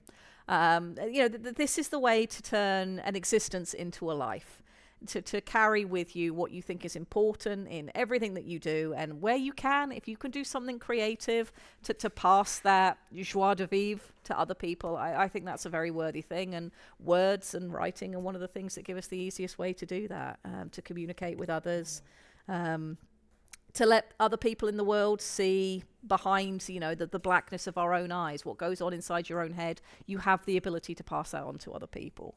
And it's why I'm so glad to be building Shoal with all of you. Communal writing is my favourite kind of writing. Any thoughts you want to share, Lictor, before we move over to Shoal stuff? Oh, have I lost Lictor? Or has Discord died on me? Oh, hang on, let's have a look. Oh, okay, Lictor will be rejoining us in a few minutes. He's had to go and do, work things while he's at work. So we will have Lictor back with us in a minute. Alrighty, let's move on from Terry Pratchett. Thank you for all of you who are here listening to me witter on about my favourite author who inspired me to do half the things that I do. It's wonderful to see that so many of you love him as well. If there's anything else you want to share in chat about Sateri while I shift things over, please do feel free to do so. Right, let's move that off, and let's move down so I can show people some things from this week. Right, let's see. Yeah, I know, how dare. Work things while at work? Unheard of. Not allowed at all. All right, so world building, Shoal. We've been doing our own world building. It's not as high fantasy as Sateri's wonderful work. We've been a little bit more low fantasy, low sci-fi, mixing those two together. And last week we started talking about, what have we got? Thank Lady Red for that anecdote. It's given me an inspired answer to people who think I am being too kind or generous. Oh, that's lovely. Sherlock Holmes books from my childhood. I love some Sherlock Holmes. I have a wonderful hardback leather-bound collection that sits on my reading spot nightstand in the bedroom. Hound of the Baskervilles is one of my favourite stories, just bar none. Sherlock Holmes books are genuinely wonderful, and we might have to talk a little bit about some of those at some point. Enjoyed to spend time discussing The Great Man. I'm really glad you enjoyed it, Wilf. I know this is quite a podcasty stream compared to what a lot of streamers on the channel do, and I genuinely appreciate you guys being here and caring about anything that I have to say. You have the Gold Engraved collection from my parents when I was little. Oh, that's wonderful, Orc Slayers. Absolutely wonderful. You'll have to let me know what your favourite Holmes story is. Okay, so if we're going to move over to Shoal, something we started doing last week was we started talking about the races of Shoal, and some of you have been very active in the Discord, throwing things at me. I've been adding things to the PDF as the week's gone on. So there's a few things that I want to go over and look at. One of them is, I think I'm going to show you guys again for anybody who wasn't here last week. Lictor, who when he comes back we can all tell him a huge thank you, made a wonderful image of one of the creatures that you guys came up with that is currently categorically the cutest thing on Shoal. So for anybody who wasn't here, I would like to show you once again the Ferrofuzz. This is our ferrofluid slug snail that's incredibly hot and makes a shell out of metal as it feeds across the coral beds. And is just absolutely precious and must be protected at all costs. What's wrong, Pip?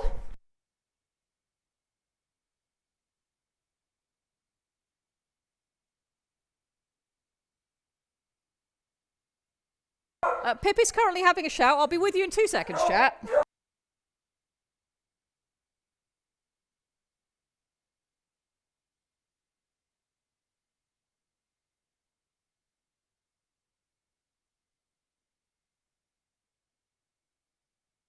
Okay, I think we're good. One of Ceres's early boyfriends on the estate who was interested in her just walked by, and Pip has opinions about that, despite the fact that Coda didn't actually do anything. Pip has strong opinions.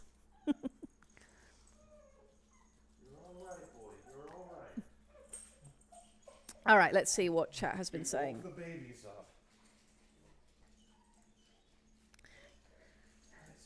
Been a lot of years since I've read them. Oh, you'll have to pick them up again. Sherlock Holmes, I find, are wonderful books to read on foggy or rainy days with a nice cup of tea, where you can be nice and warm and cozy inside while it's all cold and horrible outside. And you can read about what Sherlock Holmes used to get up to. If you've ever watched any of the different live action incarnations of Sherlock Holmes, Orc Slayers, I'd love to know if you have a preferred Holmes actor. For me, it will always and forever be Jeremy Brett from the Granada movies. He was absolutely my favourite.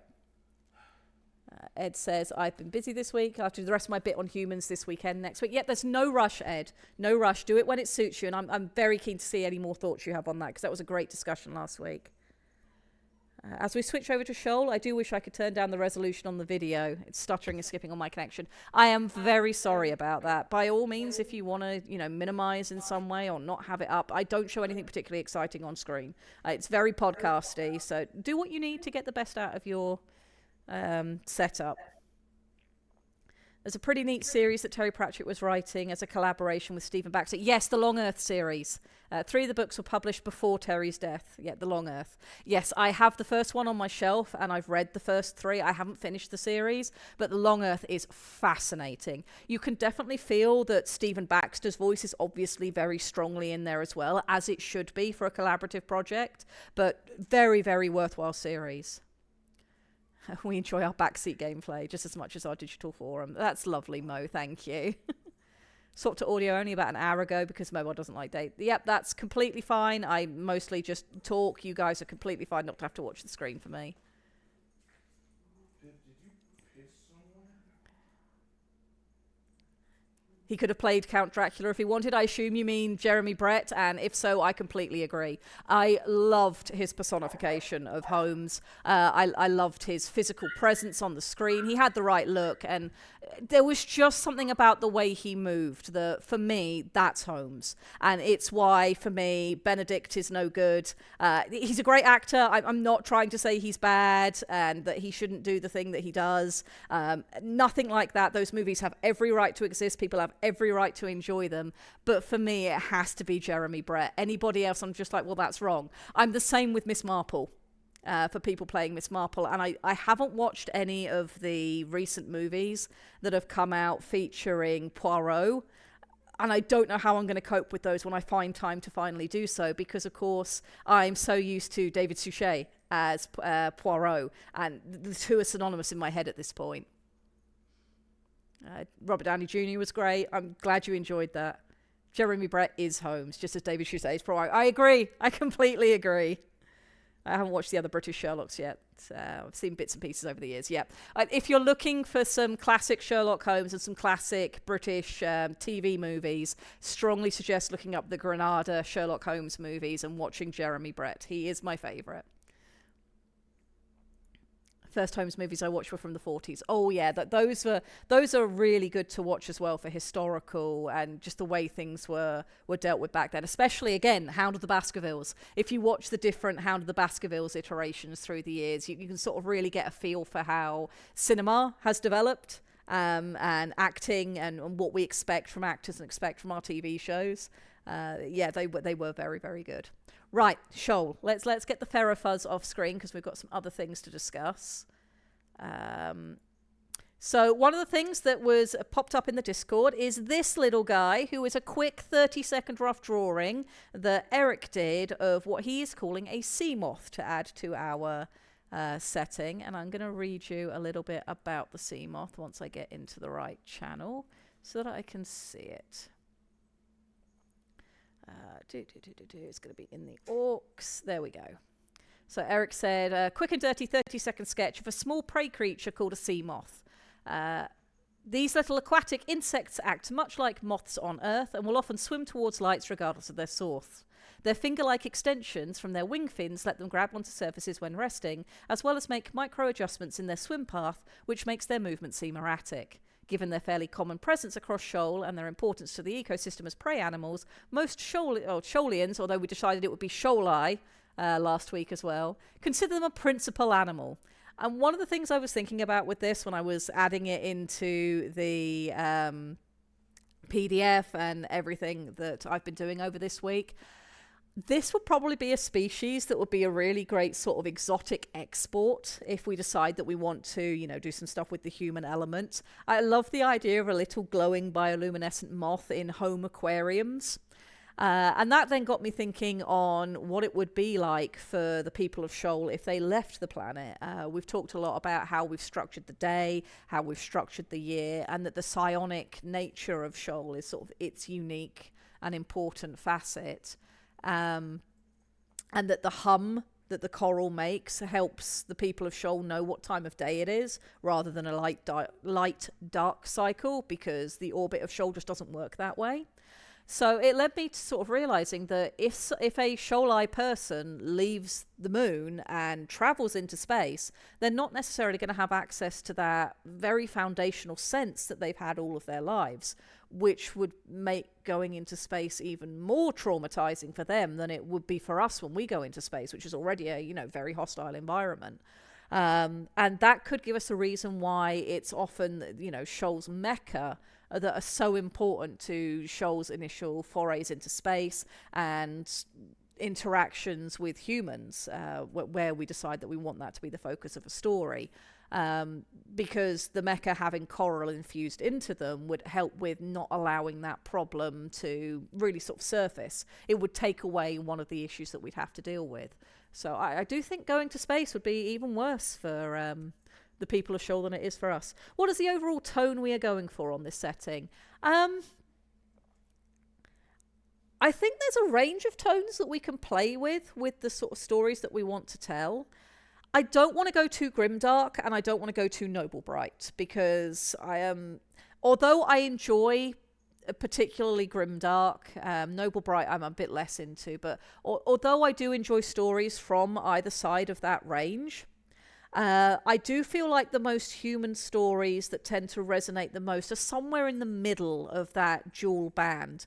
I don't want us to sort of, really bog ourselves down in too much religious talk or political talk or the war between the peoples, unless it's relevant to a message that you want to say that's greater than just that. Let's see what else have people had to say. So, I'm sort of looking for that sort of mid-range where we're telling fantasy stories, sci-fi stories, but the human element is the focus. And if it's going to be a sort of, sad ending story, there's more to it than just writing it to be a sad story. That it's got something more to say than just making people feel sad. And the same on the other end of the spectrum. If you're writing the story just to be happy and go lucky and there's nothing more meaningful to it than that. For me, that would be a lesser story. Now, that said, this is a communal setting that we're putting together. It doesn't belong to any one individual of us. And although we can have a sort of consistent theme and a meeting of the minds and a Bible we're all working from, I'm not going to tell anybody that they can't write the sort of story they want to write with what we come up with. If you have something that you just really want to write, and this is the vehicle that, you know, Shoal is the vehicle, you decide that that's how you want to put the words down, you should do it. And don't let anybody tell you otherwise. The Shoalai are much more resistant to radiation, so that's one thing in their favour. Absolutely. And because their radiation is such a natural part of their world, building things that can withstand radiation will reduce the need to, you know, reinvent the wheel for going into space to deal with stuff up there. Exemplars, today I learned Lady Red is English. Yes, I am afraid for my sins. I continue to be British. I did have a thought about that. Perhaps choral could be very hard to move far from in its raw form because one singer does not make up a chorus and the choral dies when too far from the song. That would be very interesting as a concept for the choral, yes. Yes, and perhaps that's why the larger mecha that go into space can do what they do for as long as they do, is because, you know, something that size, that's a lot of choral. You have a you know, isolated choral chorus in a spaceship. But even then, it would need to return to its host system often enough so that you don't end up with, you know, the choral beginning to die from not being near the host source where it generated. That could be really, really interesting. I'm going to copy that note over onto the document so that when I start writing up choral, that note is there. There we go. All right, what else have we got, chat?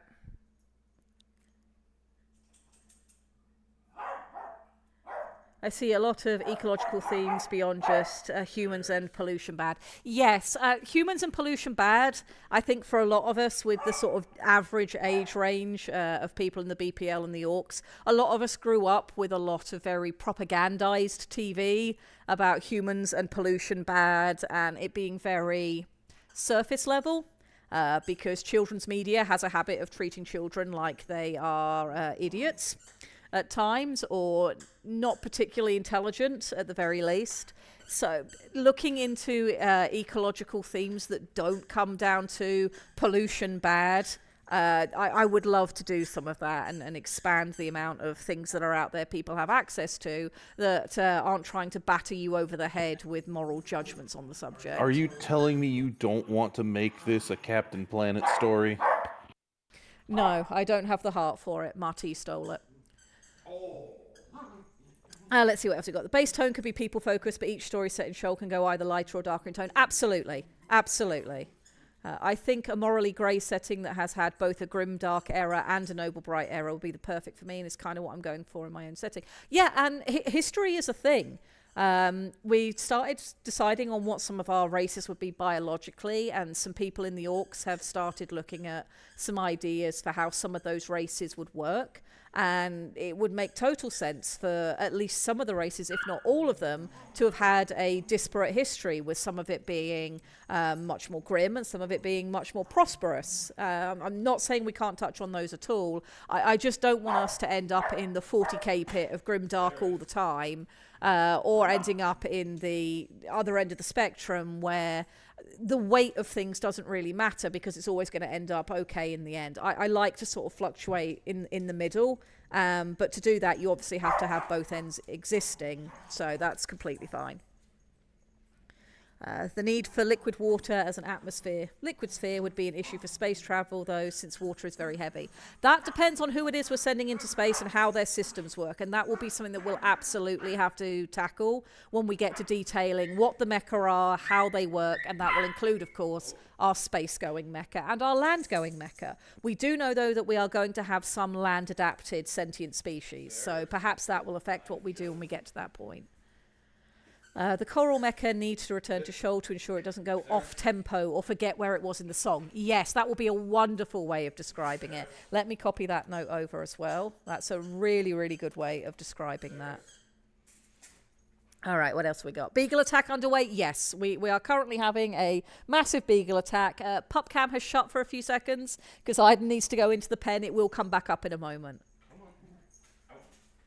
I like the song metaphor for the psionic powers. It makes a really good theme. Yes, I think so as well. It's something that has a lot of breadth and scope that we can draw from in real life so that we can sort of, grab things, and it's very relatable and understandable, but it's also alien to how we govern our own lives. We don't govern our own lives by music. Music is a massive facet of being a human, but we don't tell the time via music or anything like that. We break music down using a much more scientific and base understanding of time. So yeah, it'll be a really interesting way to go over that. That is a lovely butterfly shrimp. It is. For a really quick doodle somebody did and threw up there, I love him. And I really want there to be humans that keep these in their aquariums at home. Here's a thought. Humans started probing at space travel by sending monkeys out there first. What would the people of Shoal have used instead? That's a really good question. What would the people of Shoal fired into space first? I will be very interested to see what you come up with to answer that. Crabs. Ida's immediate response was crabs. Butterfly shrimp. So I actually have a reason why I say crabs. So I say crabs because what would they send? Something that's going to be hardy, something that's going to be reasonably close to at least some of their biology, something that's going to be robust enough to endure the stresses and strains of an, at the time, extremely experimental process. So they'd need a life form like we did monkeys because they're close to human anatomy. Well, the crab people are close to crabs. And the monkey is a sturdy enough animal that it could take the G-forces, the stresses and strains. If they don't know what exactly they're dealing with, would they send something like a jellyfish that might just get kind of turned into mush? Yeah, I mean, that's good logic. Let's see what chat has to think about it. Ty Gemma says, concerning our species that can go on land, when I drew the sly worms, I thought that they have a proto-lung, where they have internal gills that can keep wet and extract oxygen that way. We're going to look at the sly worms in just a minute. I do want to bring those up because they were unbelievably cool, and talk about some of the stuff we did last week and what we're going to be doing this week. But yes, the concept of a proto-lung makes a lot of sense when you look at evolution on our planet. Amphibians developing proto-lungs was how we got lizards, so absolutely. Crabs are plentiful as well. I think I should let everyone here know. The detailed drawing of shed was made in like 2 to 3 hours. What, the 30-second one that you did, Eric, had all of the important parts of this, and you then just refined it down and made all of the additions to it and taking the antennae off to put this on. And it's wonderful. It's wonderful. You did a lot of thinking in that 2 to 3 hours, and I'm very proud of you. I love this little guy. Crabs are also probably plentiful.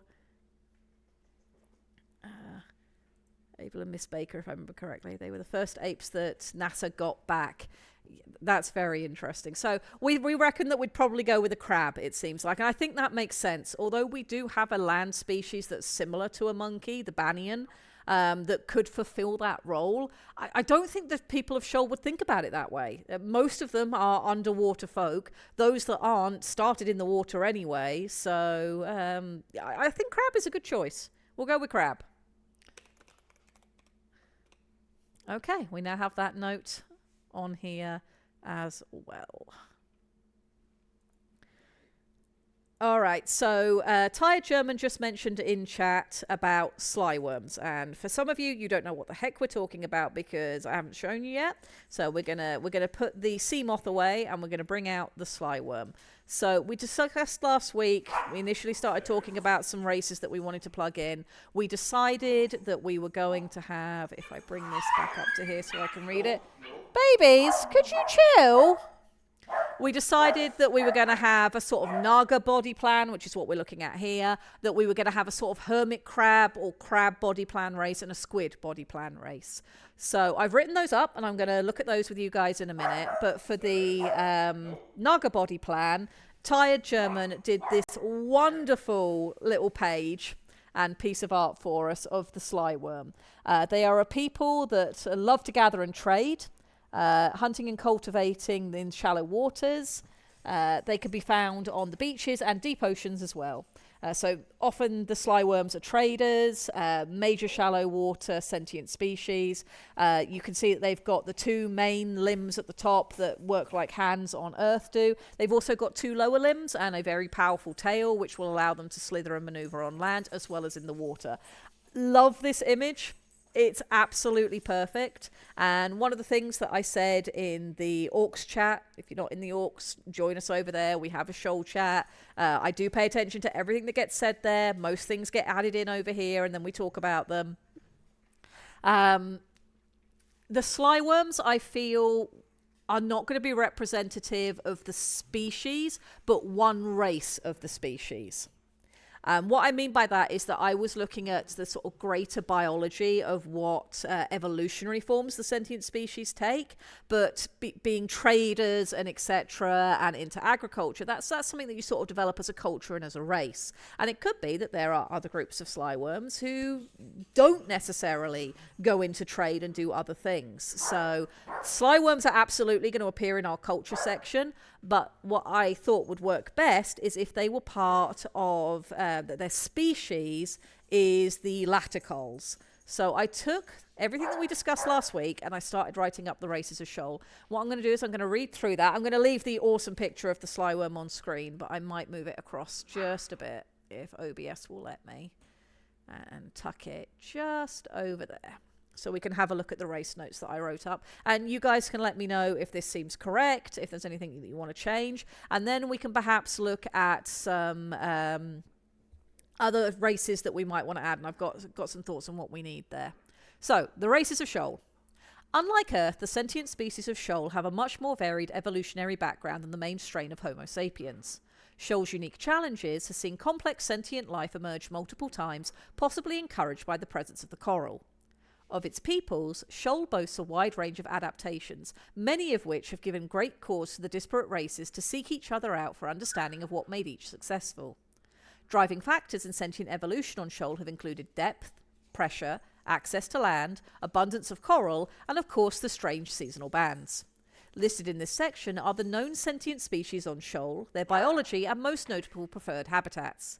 These species have been split up into the oceanic bands that best define each group: terrestrial, shallows, open water, deep dwellers, and the abyssal ones. For cultural exposition and details of the cities and beliefs, please see the colonies section and beyond. So we haven't got to that stage yet, and that's where all of the details about the slyworms will turn up. And I'm very happy for you to flesh these guys out even further if you wish to, Tired German, because I think they're really cool.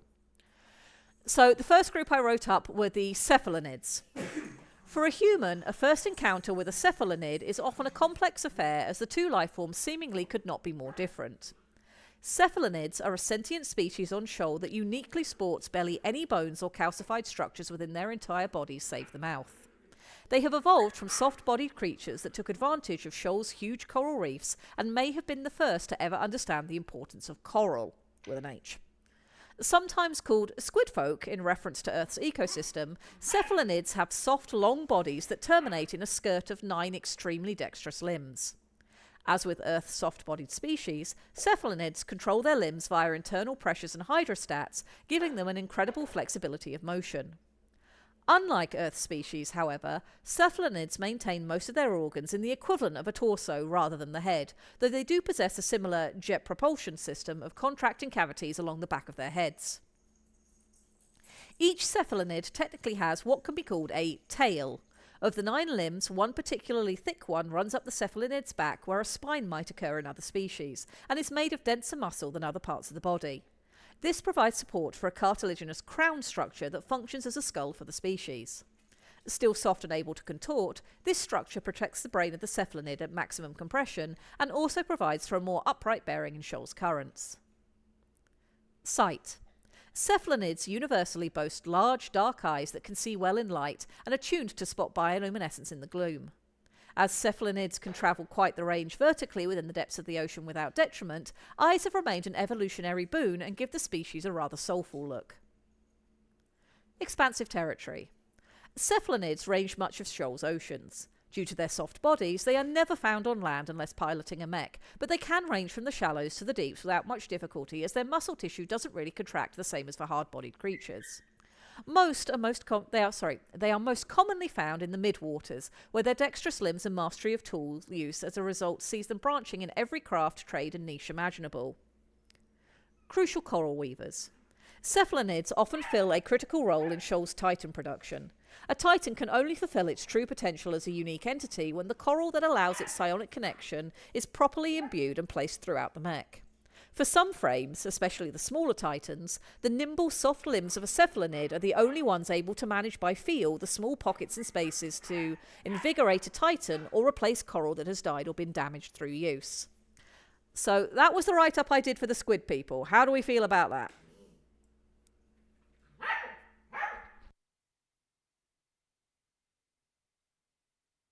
The pups are very noisy. Is that Virgil having a woof? I believe so. Would you be very kind and grab me a soft drink, please? I'm getting a bit parched. I know we had a water break redeem earlier. Thank you very much for that. I was mid-ramble and didn't comment on it, but I did have a drink after that point. Okay. Let's see. Again, various gods. I'll DM you. Yeah, when we get to culture, it will certainly be interesting to look at the gods you've come up with, Eric. See which ones we're going to keep, if any need changing, if we want to add some more. You've been doing some great work on all of that. Good. That's great. Much good. Can they walk on land? So for the cephalonids, because they're soft-bodied sort of octopus squid people, the squid people have 9 limbs, one of which is a thicker sort of tail that goes up the back. How many limbs do the squid people have, including the torso? Yeah, so they have 9 limbs that join onto the torso. And the 9th limb, the tail, runs up the back and is like a spine. Seems like you guys are pretty on board with this. And can they walk on land? I've currently set it so they can only walk on land if they're in a mech or have some kind of support system, because they're soft-bodied. They're going to do about as well on land as an octopus does on land, which is to say an octopus can go a little distance on land, but they're certainly not optimized for it, and they're certainly not going to be making the best use of the environment that they're in. They're just not designed for it. All right, so that was the cephalonids. Let's move on to the ceratinoids, which Grimos has started work on an excellent ceratinoid culture called the Kartakans, which I'm really looking forward to hearing more about them. I'll scroll down to what he wrote about them after I read this section. So, ceratinoids. This race has 2 distinct evolutionary bands, but one thing unites them and makes them stand apart from other shoal-eye races: exoskeletons. Ceratinoids boast 4 lower limbs used to maneuver across shoal seabeds, as well as 4 upper limbs, 2 of which are functionally equivalent to a human arm, though they only have 4 digits on each hand. The other 2 arms are more claw-like dual structures with extreme grip strength. All of these limbs are encased in hard chitin, which thins around the joints for mobility. The neck, too, is a particularly armoured section for the species, which can limit their ability to turn their heads compared to other races, but is made up for in just how quickly a ceratinoid can turn on their 4 legs. Much of a ceratinoid shell has ridges to help with grip, as well as dark banding that tends to form patterns beneficial to blending in with their natural environment. The general colours of the shell is often dictated by the predominant food enjoyed by the individual in question, with minerals forming a critical part of all ceratinoid diets to bolster shell growth. I'm glad you agree, Saris. Species disparity. Deep-sea ceratinoids seem to have evolved first on shoal before a secondary bloodline adapted to shallower water. Deep-dweller ceratinoids are very large with thick shells and a sedate lifestyle that has favoured dedicated craftsmanship to make full use of their environment. The challenges of the deeps have generated great pressure for the deep-dweller ceratinoids to master engineering and practical science in order to found the cities they call home. Shallow ceratinoids share some of these features, such as a love for the practical sciences, though they are much smaller in comparison to their deep-dweller kin. Anchor, do you mind? Often faster and bearing thinner shells, shallow ceratinoids often distinguish themselves from their counterparts with a more laissez-faire attitude to scientific advancement and method, though this can, of course, cause its own problems. Shallow ceratinoids also have a terrestrial presence, though as yet no group has eschewed the sea entirely. Sight. All ceratinoids have 4 eyes regardless of environment, but they function differently. Higher on the brow, the top pair of eyes of all ceratinoids have predominantly sense changes in light and dark, with very little visual clarity. This sense is very highly attuned, however, and gives ceratinoids even at depth an idea of what is happening on the surface of the ocean, so long as light waves can reach them. For the shallow ceratinoids, the lower second set of eyes functions, and is structured, similarly to humans and other sentient shoaly species, with a range of colour and depth perception that allows them to interact easily with their world. For deep dwellers, however, this is very different. Deep ceratinoids have large compound eyes that can withstand the depths and make use of what light comes in from the surface. They do not see in colour, however they can see UV light, and their perception of the world around them is very acute, for all it may be colourless. Common transcendence goals. Due to their exoskeletons, ceratinoids have a unique and foundational understanding of concepts of load-bearing, hydraulics and exosuits in their culture. They are some of the most skilled Titan craftsmen in terms of building the solid physical core that a Titan needs. However, ceratinoids are not a purely realistic people without any imagination or faith. Ceratinoids go through molt periods, where an old shell is shed once they can no longer grow within it, and a new shell will form in the period following this, bigger and with more room for expansion as it thickens. This is a somewhat willful act for an individual ceratinoid, with many preferring to forego the creation of a thick shell themselves in favour of a fabricated shell of harder or lighter material more suited to their individual needs, similar in goal perhaps to the hermit crabs found on Earth. As a result, ceratinoids generally hold the belief that the greatest form one can aspire to, or embody, is to replace one's shell with a Titan by becoming a pilot, a station made all the more prestigious by dint of the fact that there are only but so many Titans. Ceratinoid pilots are generally some of the most in tune with the body of their mech, often displaying some of the most agile and confident manoeuvres a Titan can achieve. They are not always as well aligned with the psionic systems of a mech, however, as it is easier for a ceratinoid to lose a sense of independent self once they embrace their mech as a true extension of their own body. So that was the ceratinoid write-up. How do we feel about that?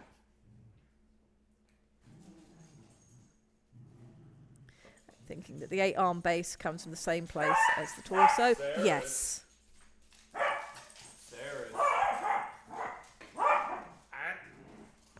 Babies, why are we in such a mood today? Oh, hello, Anchor. I now have an anchor in my lap. Everything must stop in favour of puppy time. How are we doing, Anchor? How are we doing? Oh, my goodness, you are unbelievably cute. You are unbelievably cute. Do you know that chat loves you? Do you know that chat thinks you are the bestest beagle? I mean, you're all the bestest beagle. I am attempting very hard to keep them from screaming, and it is a uphill struggle. Do you want to take them all out in the back garden? I mean, there would be no pup cam at that point. There would not be pup cam at that point. That is very true. But there is very much Bork. Oh my goodness. So many pet redeems. But yes, Anka has been shouting because she wants attention from her parents. The parents are playing tuggy behind Lady Red and shouting at each other about it.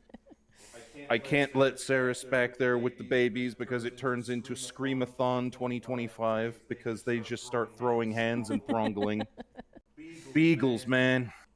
Beagles. We will need to come up with an equivalent species on Shoal somewhere that we can name after the beagles. Yes. Ever since I understood the weakness of my flesh, it disgusted me. Yes, Bully Snake. Addicts likes what we've written up for the ceratinoids. I like that, but was confused how the 4 eyes act. I'll read up on it later. Yep, it's written in the PDF. If you're in the Discord, it's in the Shoal materials section. They've got, both sets have 4 eyes. The top 2 on both types of ceratinoid. The top 2 eyes higher up on the head. All they can sense is light and dark. Then for the shallow ceratinoids, they have eyes like humans do. For the deep water ceratinoids, they have eyes that are more like a mantis shrimp, though I wasn't expecting them to be on stalks, but, you know, we can figure that out. They're compound eyes that can withstand the pressure better, and they can also see into UV. They do not have colour perception, however, because you're not going to get much colour at that depth. My sweet girl, you are making it very hard for me to utilise my computer right now, but you are getting all the pets that chat has sent your way. They also want a posture check. What is your posture right now, Anchor? Your posture is absolutely adorable? Okay, gotcha. Her posture is lick Grandma's nose. Okay. Could you possibly put the little bean back where she belongs? Because Sarah's is getting worked up and this is not very easy. Assuming she doesn't start screeching like the damned again. All right, tiny one. Aquatic beagles shall have a psychic power that makes people love them, even though they are noisy. Yes, that would be very, very accurate. Beagles, the oranges of the dog world. Angel being, it'll be like an unshelled ceratinoid called a bear hermit. Yeah, that could work. I was thinking of using the eye stalk as a way to show emotions. Sure, if you want to give them eye stalks, give them eye stalks. You have done wonderful art so far, and I ain't going to tell you you're wrong. I think I wish there was more to the crab people than mechs. There can absolutely be more to them than that. All I did was write up the notes we made last week where we were talking a lot about the fact that they'd probably be good at these things. And of course, when we set out what a species is like biologically, that doesn't mean that we can't have cultures that go against what their biology makes most sensible. Humans have done that. We've done that a lot of times, so we can absolutely play with it. We can have crab people that maybe we have a type that really value natural shell and decorative things to do with it. We don't have to be confined by just what I've written up so far. Very happy to make edits, very happy to make additions. Very happy to have different cultures. I know I mentioned some cultural elements in this with the crab people. We can always, if we decide that we want to have that be very different and the elements that I've written in there only apply to one particular group, that information can all get moved further down into the cultural section if that's what we want to do. Traditionalist crabs who dislike the idea of replacing their natural shells. Yes, we can absolutely have that. We can absolutely have that if that's what we want to do. As I say, all this was writing up into sort of more in-depth rhetoric what we discussed last week. Very happy to add to it. Very happy to take into account anything people pop in the Discord as well. So far, I haven't ignored a single thing people have suggested. We've worked it through and added it. Always welcome to bring me more stuff. They live in the deepest valleys instead of atop mountains. Yeah, that could be very interesting. All right, so I'm not going to tinker with this just now. I do think the comments that you guys are making are important. If you guys have things that you want me to add or take away, pop it over in the Discord and I will do a reword for next week and move the things that need to be moved into the culture section into the culture section. Down just slightly. There you go. She's saying hi, chat. It's the girl. It's the screaming. It's the screamy girl. Okay, and then we had our third race we discussed last week, which ended up being the Laticols, and the Slyworms are going to be one group of those. So let's read through what I wrote down there based on everything we discussed. So, convergent evolution often sees nature come to the same solution to a problem, even if starting from disparate places. So it is with the Laticole, a species that has exemplified the benefits of streamlining body shapes for life in the water. For a Terran, the Laticole peoples, whether on land or at sea, will likely immediately bring to mind the Naga of mythos, for they look very similar. Laticoles universally have long, muscular bodies lacking in limbs in the lower 50% of their form, utilising powerful banded muscle contraction around their sturdy spines to swim or navigate land in an oscillating motion.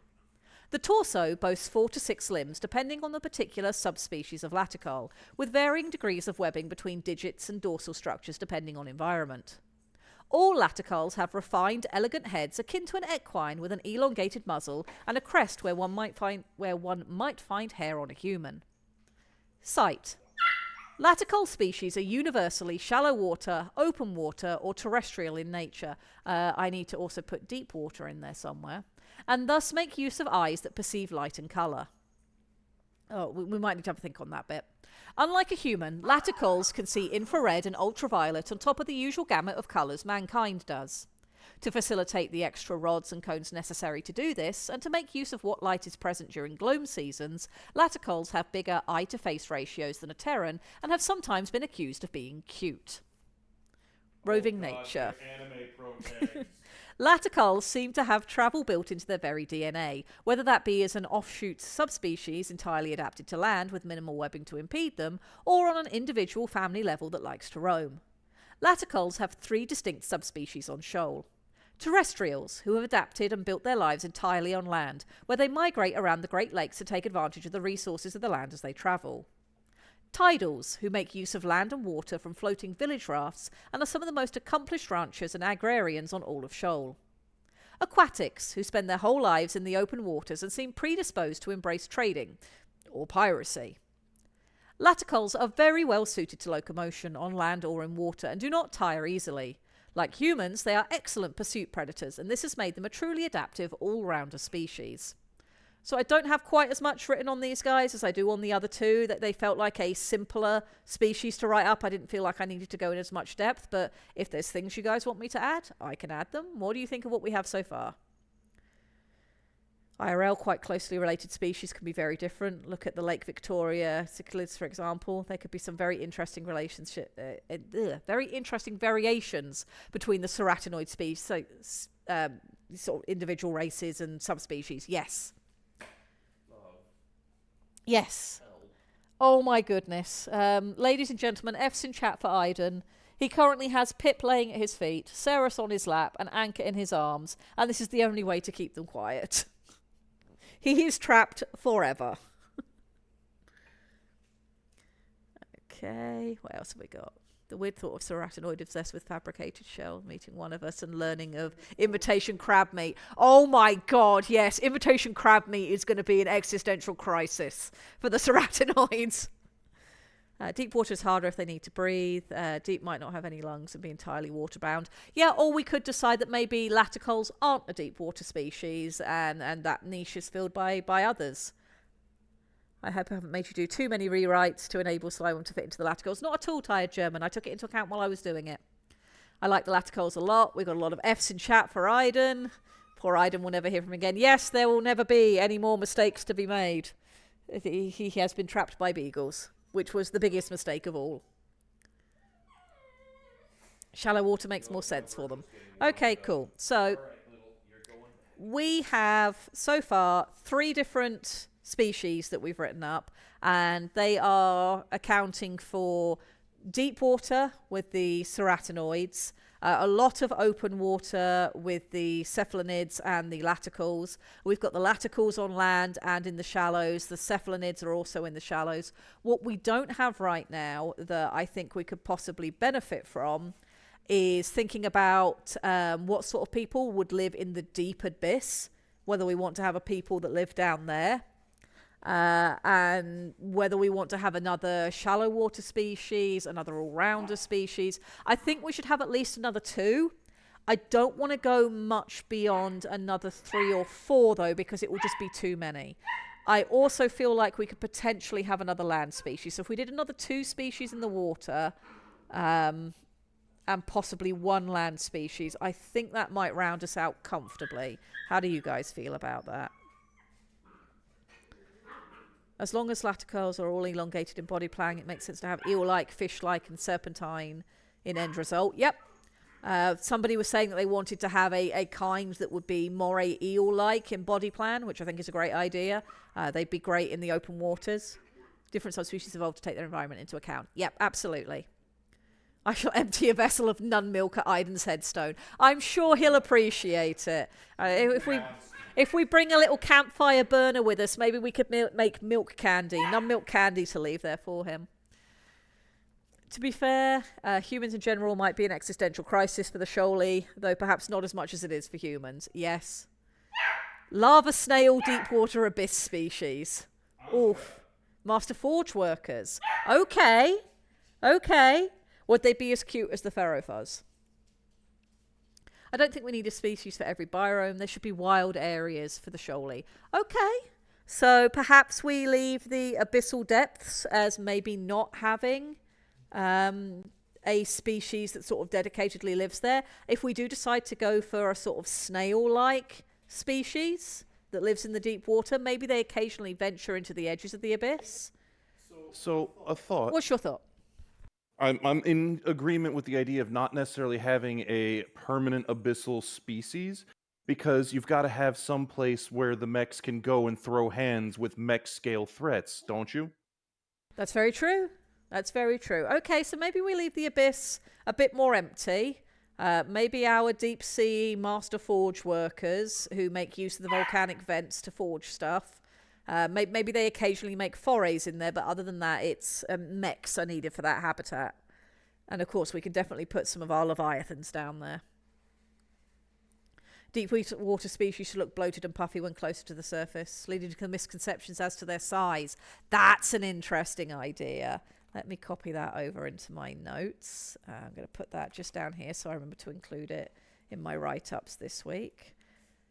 For some reason, I was thinking that the abyssals might be something like sentient sea stars. I mean, we could certainly shove some semi-sentient races that are a bit more aware than others in various places. Or we could go and do something like that. How do we fit?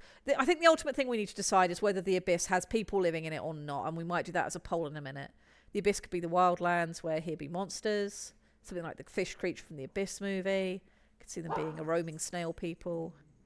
I would say land as well. The abyss wild. be something akin to the Amazon or other major jungles or other places. You'll have small groups of people who live there, but largely it's untamed wilderness that you can explore and adventure in.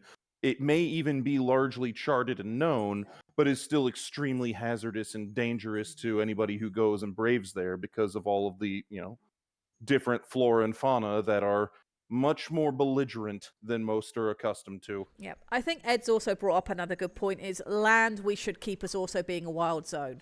There's so little land on Shoal. It's also the most alien environment for the Shoal people.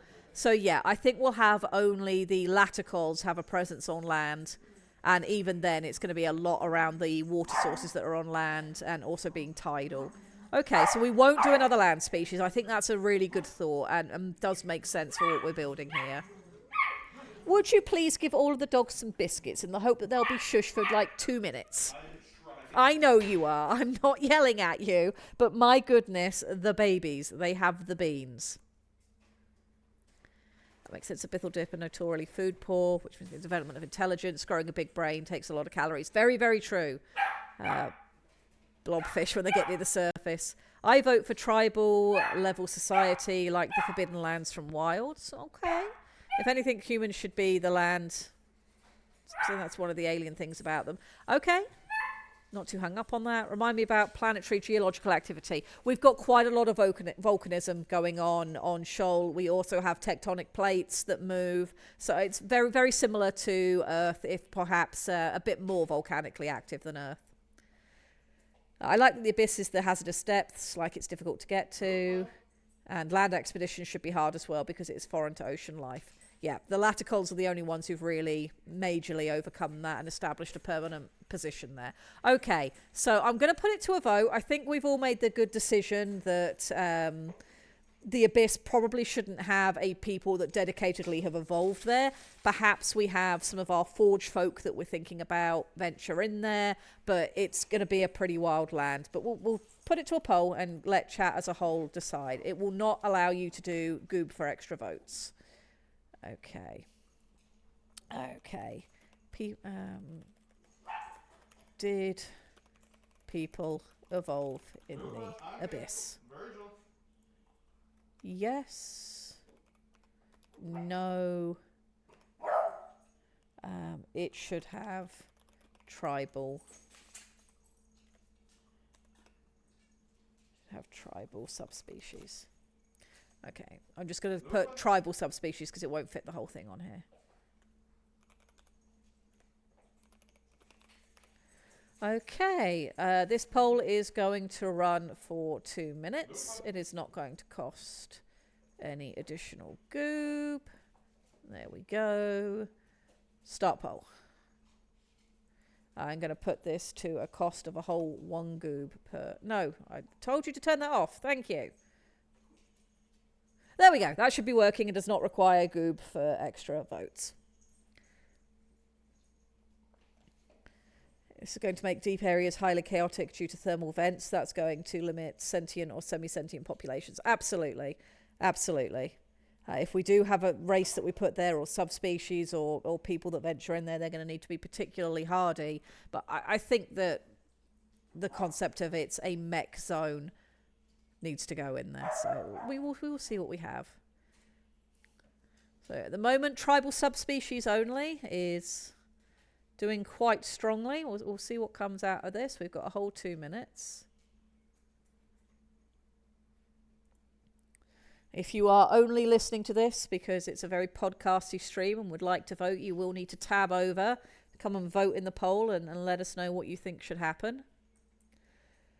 Pressure differences are not to be underestimated. Very true. If we're going to have tribal subspecies living in the abyss, it's going to be a case of it's a subspecies of one of the deep water species that have adapted even further, but there's a reason why they haven't spread particularly far, and they spend, most of their time in the abyss, maybe just a little bit in the deep water, and that's going to be it. They're certainly not going to be able to come up to the surface.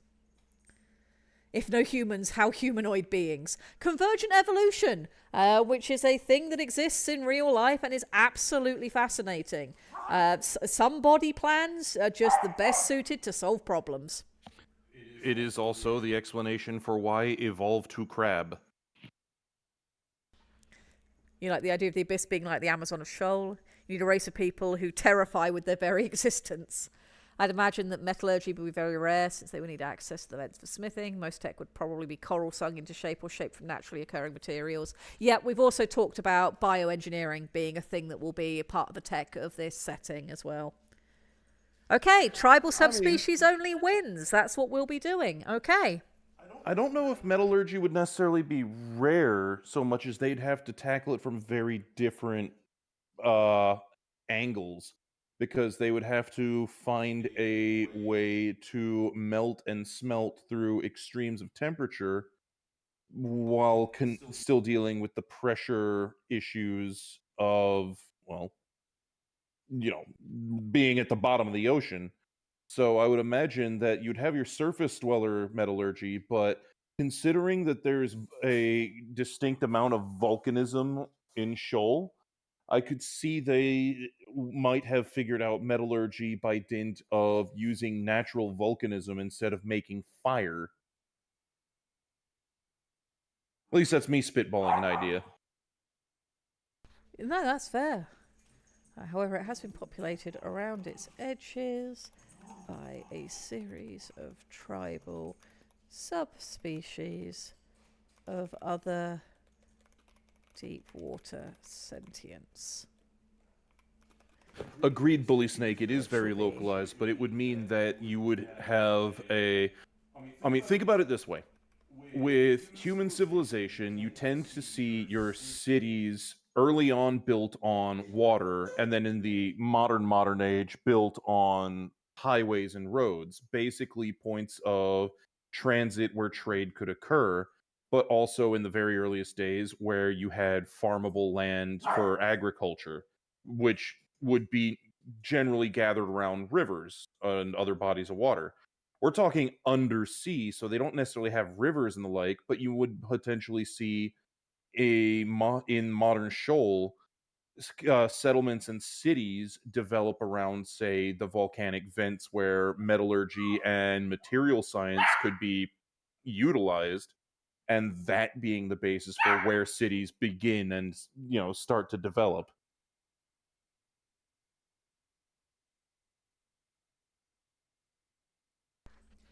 It's certainly going to be interesting when we get to the tech tree and start writing all this down.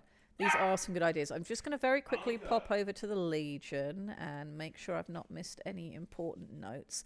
For those of you who are sliding in looking for Tex and Depp, unfortunately they will not be joining us today. They are having a week off, doing some relaxation time, or at least less busy time. Tex doesn't know how to relax, but we live in hope. And he definitely deserves a week off if he needs it. So unfortunately, you guys are currently stuck with me at the moment. I'm probably going to run for about another half hour or until this conversation naturally winds down. But we do unfortunately not have the wonderful Tex and Depp with us this week. That's why I'm still here.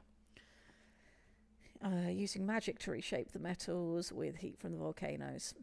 We haven't gone particularly fantasy with this setting, so the closest we've gotten to is psionics. So I would be loath to just use magic as a de facto explanation unless we have no other option. But it's certainly something we're going to have to break into when we go through the tech tree. And absolutely, please do throw ideas out there. The worst that can happen is that we decide that it doesn't necessarily quite fit this section, this particular setting, and it's worth a discussion. Absolutely worth a discussion. How do you get close enough without boiling yourself? Air is an insulator for us at a forge, water not so much. Yeah, we will have to Could someone tell my wife the chili is ready? Mrs. Samurai, the chili is ready. You should get the chili. Chili is delicious. Please enjoy. There you go. Insulating materials, going to need a think. Yep. Psi is basically magic, but hiding so it can show up in sci-fi. Absolutely, Ed. It's the little bit of boundary pushing we've been doing with physics on Shoal. We just need to be careful how far we push it. Which isn't to say we can't do it, but it will change how the setting feels. And if that's what we want to do, that's fine. If we don't, then we find other ways to work around it. We'll deal with that when we get to the tech tree. Okay, so we currently have concept of perhaps adding a lava snail kind of people. That could absolutely be something that we work with. How do we feel overall with a snail people? Are you guys happy for me to add that in? As I perceive H's culture, in my setting, they will use magic and heat from undersea volcanoes. Absolutely, Orc Slayers. It is a good solution to the problem. Absolutely a good solution to the problem. If I yell from the kitchen, I get off with the trip hazard. Got to beware them trip hazards. We have a lot of trip hazards in this house right now that the babies do like to get underfoot. All right, so we currently have a sort of Naga-like people. We have a squid people. We have a crab people. Take it easy, Exemplars. Thank you for popping in, and good luck at the job. Hope it goes well. We're thinking about maybe adding a snail people. Do we want to perhaps think about adding a whale or shark-like people? And the reason I bring up whale specifically is historically, evolutionary on Earth, there was a creature called the Ambulocetus, which was a predecessor to whales. It's an ancient ancestor. And they were kind of like wolves. They lived on land and they returned to the water. And it's why when you look at a whale, if you look at an x-ray of their fins, they still have the 5 digits inside their fins because once they were paw-like. So do we want to add something like that? Will you have immortal jellyfish individuals, not a species? Yeah, we already have. We've got land-based jellyfish that use hot gases to float around, and we have jellyfish in the water, and some of our polar species are absolutely immortal jellyfish. So yes, we've definitely got that. The whales are sentient, but not tool users. Okay, how do we want to utilise them in setting then, if they don't have end effectors that can allow them to pick up tools and build culture and civilization that way? Certainly on board for the idea. It's just how are we going to fit them into our setting? What would make sense for them? Purely psionic? So does that mean that you want to expand? And this is not to say that we can't, but so far when we've talked about psionic, we've mostly talked about it sort of being a background sixth sense. We've talked about it being a sort of mental connection that I imagine is going to go into when we start discussing how all of these different peoples communicate with each other. Psionics will be definitely a part of how that language works. Do we want to expand it, therefore, to include not just sort of, you know, that edge of telepathy and the sort of thing that we're looking at, but are we looking at giving them telekinetics? Personally, I'd like to avoid telekinetics, but that's based on my mental perception of the setting, and this is a communal setting, so that doesn't mean that my perception is the correct one. Somebody said symbiosis, which I think is a very interesting idea. If they have a symbiotic species they live with and use psionic communication and they do the arm stuff for them, that could be a really interesting species to write about. Wolf says, the whale people are long-lived and peaceful, so they act as living history books and advisors to the faster living peoples. That's an interesting idea. That is a very interesting idea. Okay, so how do we feel about a whale people then who are symbiotic with another species that allows them to, psionic prosthetics. Well, except it's going to be psionic biologics. And that would also make them adept at using psionic prosthetics. Whale people, yes. Shark people, yes. What if we made those 2 subspecies of the overall species type? Sharks are the bounty hunters. They could use coral. How are they going to use the coral to do the end effectors? I like the idea of psionics and having a symbiotic species. I think that's a really unique idea. Crabs built mech arms to the whales. Potentially, yes. That would be an absolutely great way to tie those 2 species together. Would there be some sort of correlation between whale song and psionics? Yes, there would, and I hate the way you did that, Vera Thragner. You're a bad person. You know, that actually leads to a consideration, because I was going to suggest something like effectively a sort of shrimp-ish species acting as the symbioses. But what if the whales became sapient because they were originally a client species of the crab people that over the evolutionary scale developed greater and greater intelligence until they became more and more aware. Basically, like, extrapolate, we have dogs that are extremely intelligent, add a few more million years, and you potentially have the first example of dogs becoming smarter and smarter. Kind Red of Dwarf did concept. that with cats, but the problem I see us running into there, which isn't to say that it's a problem we shouldn't embrace, but if we do that and have that the whale/shark people are the most recent sentients and got uplifted to full sentience through a symbiotic relationship with the crab people, that could potentially lead into some cultural issues of inferiority and superiority and that sort of thing. Is that something we want to have in the setting as something that can be explored, or is that something that we would rather avoid as a potential story topic? I don't mind either way, because there's something to be said about talking about that, but it's up to you guys. I think we'll put that one to a poll because I think that's a pretty important decision, and I'd like to give everybody a chance to weigh in on it without needing to, type in chat a complex answer. So, okay. What does Sykes have to say? Thinking of water-adapted species, do you already have a water-adapted avian like a penguin? We do. We do have some avian water species. I have not put one in this... excuse you, babies!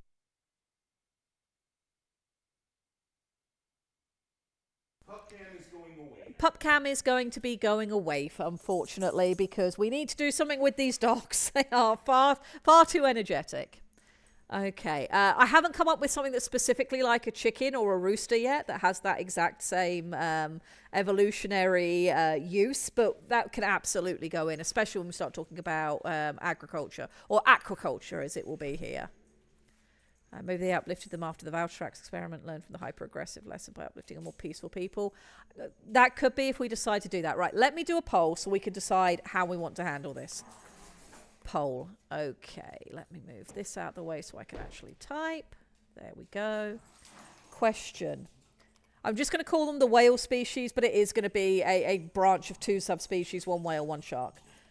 Did the whale people achieve sentience by uplifting from the crabs? Okay, I can't put in from the crabs, but did the whale people achieve sentience by uplifting? Yes, from the crabs. No, their own evolution. And we will see what you guys think about that. You've got 2 minutes. Let me know what you guys want to do. We will do this by consensus. Yeah, absolutely, Zykes. If you ever want to see what we've done so far that I've actually put out where people can see it and access it, In the orcs, there is a pair of shoal channels. One is for throwing me further ideas that you might have or discussing things that we've done. I always pay attention to things people say in there. The other one is a channel that has announcements in it and also access to resources, including the PDF of everything we've written up so far. So if you want to see what we've got so far, what's in the PDF, you can always access that at any time. It is linked over in the orcs in the Shoalnanigans channel. Quiet little one. Yeah, if we decide that the crabs are going to have uplifted them, Eric, then what we'll do is we'll say that they naturally got their own degree of sapience, but they didn't become sentient until the crabs intervened. I can never find those channels. Give me a moment, Bully Snake. I am going to link them. I will do a link. Give me just a minute. I will go and do that while the poll runs. Let me click over to here. I'm going to close down the black screen of PubCam because it's unfortunately gone for the day. Let me grab a link. Stop. Copy link. And then let me pop back over here.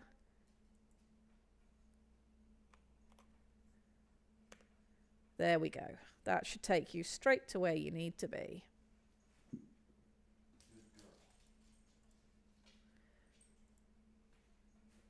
All right, how's this poll doing? Okay, so we're about to come to the end of the poll, and the vast majority of you think that they should just evolve on their own. So we're not going to bring that element into... Thank you very much, Night Owl. We're not going to bring that element into the setting. I think it's a very interesting concept. Definitely worth us thinking about it. Certainly there'd be stuff to...